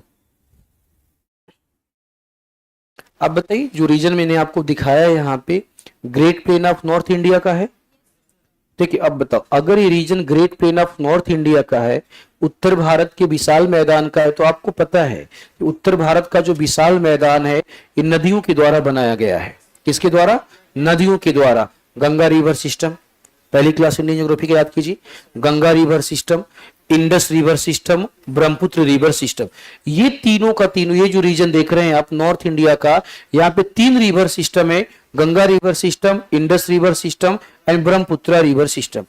तीनों रिवर सिस्टम ने यहाँ पे सेडिमेंटेशन किया है, अवसाद जमा किए हैं। क्या जमा किए हैं? अवसाद, मिट्टी जमा किया है, सेडिमेंट डिपोजिट हुआ है। और अगर हम ईस्टर्न कोस्टल प्लेन की बातें करें, देखो इधर ईस्टर्न कोस्टल प्लेन की बातें करें तो यहां पे कौन होगा? महानदी। कौन होगा नीचे? महानदी, गोदावरी, कृष्णा, कावेरी, ठीक है। महानदी, गोदावरी, कृष्णा और कावेरी। अब बातों को थोड़ा समझना कि अगर हम ईस्टर्न कोस्टल प्लेन की बातें करें, अगर हम ईस्टर्न कोस्टल प्लेन की बातें करें तो मुझे बताओ, ये जो बना हुआ है ये किन नदियों के द्वारा बना हुआ है? पेनिनसुलर रिवर्स के द्वारा। किसके द्वारा? पेनिनसुलर रिवर्स के द्वारा, प्रायद्वीपीय भारत की नदियों के द्वारा, प्रायद्वीपीय भारत की नदियों के द्वारा, प्रायद्वीपीय भारत की नदियों के द्वारा, नदियों के द्वारा, चलिए ठीक है, पेनिनसुलर रिवर्स के द्वारा बना हुआ है। अब मुझे बताओ, ये जो पेनिनसुलर रिवर्स हैं ये यंग फेज में है या ओल्ड फेज में? याद करो, जब गंगा नहीं थी तब भी नदियां थी। याद आ रहा है आपको? गंगा जब नहीं थी तब भी प्रायद्वीप की नदियां थी, कावेरी थी, कृष्णा थी, गोदावरी थी, बट गंगा नहीं थी। तो अगर ये नदियां पुरानी होंगी, ओल्ड फेज में होंगी, तो यहाँ की जो रॉक होगा, बताओ यहाँ का जो रॉक सिस्टम होगा, चट्टाने जो होंगी वो उत्तर भारत की तुलना में ओल्ड होंगी कि नहीं होंगी? ठीक है, तो उत्तर भारत की तुलना में जो पेनिनसुलर आपका चट्टाने हैं, पेनिनसुलर जो क्वार्टरनरी है वो पुराना है, और साउथ इंडिया के ईस्टर्न कोस्ट के पूर्वी तट के तुलना में नॉर्थ प्लेन उत्तर के विशाल मैदान का जो क्वार्टरनरी वो क्या है, नया है। आज भी इस चट्टान का फॉर्मेशन हो रहा है, हाँ या ना, आज भी इस चट्टानों का क्या हो रहा है, फॉर्मेशन हो रहा है। बताइए सुंदरवन का डेल्टा है, कौन सा डेल्टा है, सुंदरवन का। इस इलाके में कृष्णा गोदावरी कावेरी का डेल्टा आएगा। आज भी अपने डेल्टाई रीजन में, डेल्टा के प्रदेश में नदी सेडिमेंटेशन या नदी अवसादों का जमाव कर रही है कि नहीं कर रही है। तो अगर अवसादों का जमाव कर रही है तो क्या इन चट्टानों का निर्माण बंद हो चुका है, हो रहा है कि नहीं हो रहा है। आज भी ये चट्टानें बन रही है। इन चट्टानों का इंपॉर्टेंस क्या है, इन चट्टानों में फॉसिल्स मिलेगा, हाँ या ना। इन चट्टानों में क्या मिलेगा, फॉसिल्स। सेडिमेंट्री रॉक है आपका, यंगेस्ट रॉक है, कैसी रॉक है, यंगेस्ट रॉक है आपका। तो यहाँ पे फॉसिल्स मिलेगा तो फॉसिल फ्यूल भी मिलेगा, क्या मिलेगा, फॉसिल्स फ्यूल। अब सुनो ध्यान से, आप केजी बेसिन का नाम सुना है, ठीक है, KG basin, KG basin. KG basin की बातें करोगे तो इस केजी बेसिन में पेट्रोलियम और नेचुरल गैस मिलता है। मेन ये फेमस है नेचुरल गैस के लिए। क्वेश्चन ये है कि अगर यहाँ पे केजी बेसिन में, के का मतलब कृष्णा, जी का मतलब गोदावरी, कृष्णा गोदावरी बेसिन, तो कृष्णा गोदावरी बेसिन में तुमको पेट्रोलियम मिल रहा है, कृष्णा गोदावरी बेसिन में तुमको नेचुरल गैस मिल रहा है। रिलायंस यहाँ पे ब्लॉक D4 में आपको उत्पादन करता है, ठीक है, D4 ब्लॉक में रिलायंस यहाँ पे गैस का उत्पादन करता है, ठीक है। अब मुझे बताओ, अगर केजी बेसिन में मिल गया तुमको पेट्रोलियम और गैस, तो गंगा में क्यों नहीं मिला, मिलना चाहिए गंगा में। गंगा तो इससे बड़ी नदी है, because Ganga is the youngest river. Ganga क्या है, नई नदी है, आपका यंग फेज में है। तो गंगा अगर नई नदी है, यंग फेज में है, तो इसके जो फॉसिल्स होंगे, जो जीवाश्म होंगे, वो भी क्या होंगे, यंग होंगे। अगर वो यंग है, नए जीवाश्म है, तो नए जीवाश्म अभी डिग्रेड नहीं हुए हैं, सड़े गले नहीं है। जिस दिन ये डिकम्पोज हो जाएंगे, डिग्रेड हो जाएंगे, सड़ गल जाएंगे, गंगा के डेल्टा में पेट्रोलियम और गैस मिलेगा। अभी नहीं है, क्योंकि गंगा अभी न्यू रिवर है, अभी अपने यंग फेज में है, जो भी कृष्णा और गोदावरी अपने ओल्ड फेज में है। क्लियर है, लिख लो जल्दी से, पूरा कर लो। स्टेट का नाम लिखाने की आवश्यकता, ठीक है, बस 2 लाइन लिखवाऊंगा। पहला लिखिएगा, पहला नॉर्दर्न लिखो, great plain of north India, उत्तर भारत का विशाल मैदान।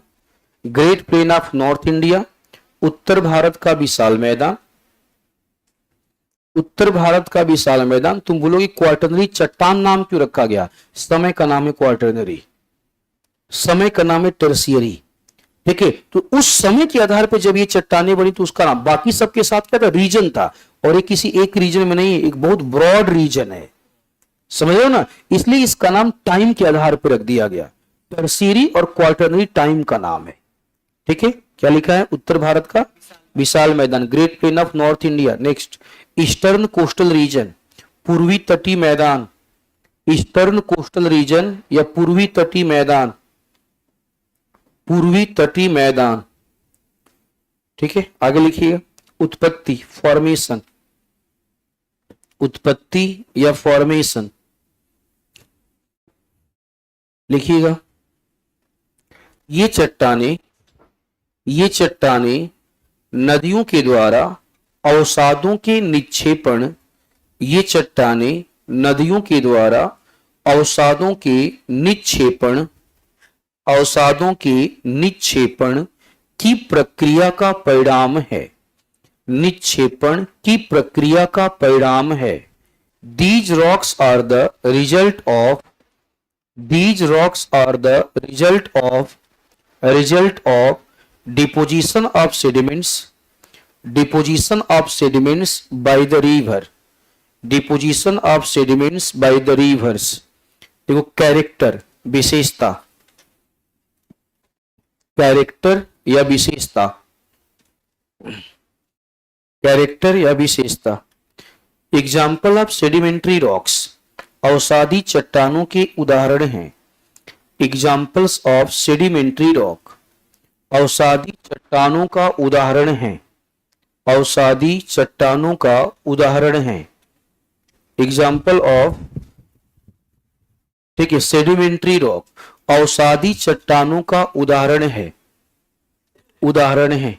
Next, result of sedimentation by the river, result of sedimentation by the river, नदियों के अवसादीकरण का परिणाम, नदियों के अवसादीकरण का परिणाम, अवसादीकरण का परिणाम, परिणाम। नेक्स्ट लिखो, old soil, old soil is known as bangar and new soil is known as khadar. दो सिस्टम चल रहा है ना, एक पुराना और एक नया। तो पुराना वाला क्या हो गया, बांगर, और नया वाला क्या हो गया, खादर। जब भी नदी अवसाद जमा करेगी तो एक पुराना और एक क्या होता है, नया।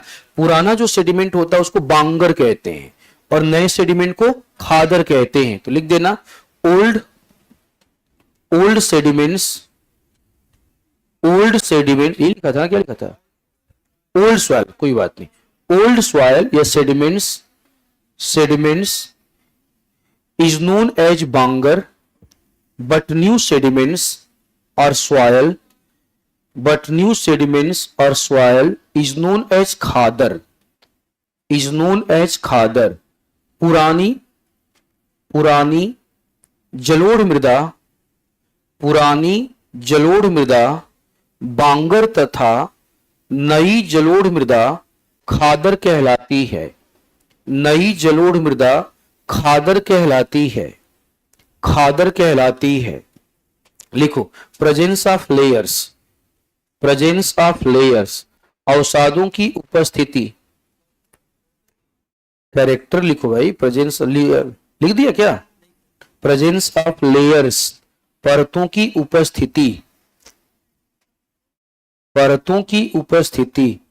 नेक्स्ट, प्रेजेंस ऑफ फॉसिल्स जीवाश्म की उपस्थिति, प्रेजेंस ऑफ फॉसिल्स जीवाश्म की उपस्थिति, जीवाश्म की उपस्थिति, की उपस्थिति। ठीक है ना। इकोनॉमिकल इंपॉर्टेंस क्या होगा तुम खुद से लिख सकते हो, इकोनॉमिकल इंपॉर्टेंस लिख डालो जल्दी से।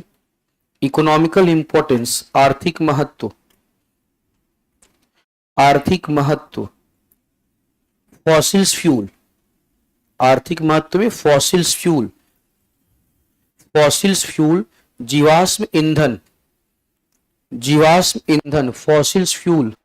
Fertile soil, fertile soil, fertile soil या उपजाऊ मृदा, फर्टाइल सॉयल या उपजाऊ मृदा, उपजाऊ मृदा। ठीक है, फर्टाइल सॉयल उपजाऊ मृदा, ठीक है ना, याद रहेगा। ये इसका इकोनॉमिकल इंपॉर्टेंस हो गया। ठीक है, ये हमारा टॉपिक आके कंप्लीट होता है आपका रॉक स्ट्रक्चर। एक बच्चा है करेवा, उसको कोई दिक्कत नहीं है, आऊंगा तो मैं पढ़ा दूंगा। ठीक है, करेवा आपका, करेवा के बारे में आएंगे तो हम डिस्कस आपसे कर देंगे। ठीक है बच्चे, तो ठीक है, आज यहीं पे कंप्लीट करते हैं। मिलेंगे आपसे कब,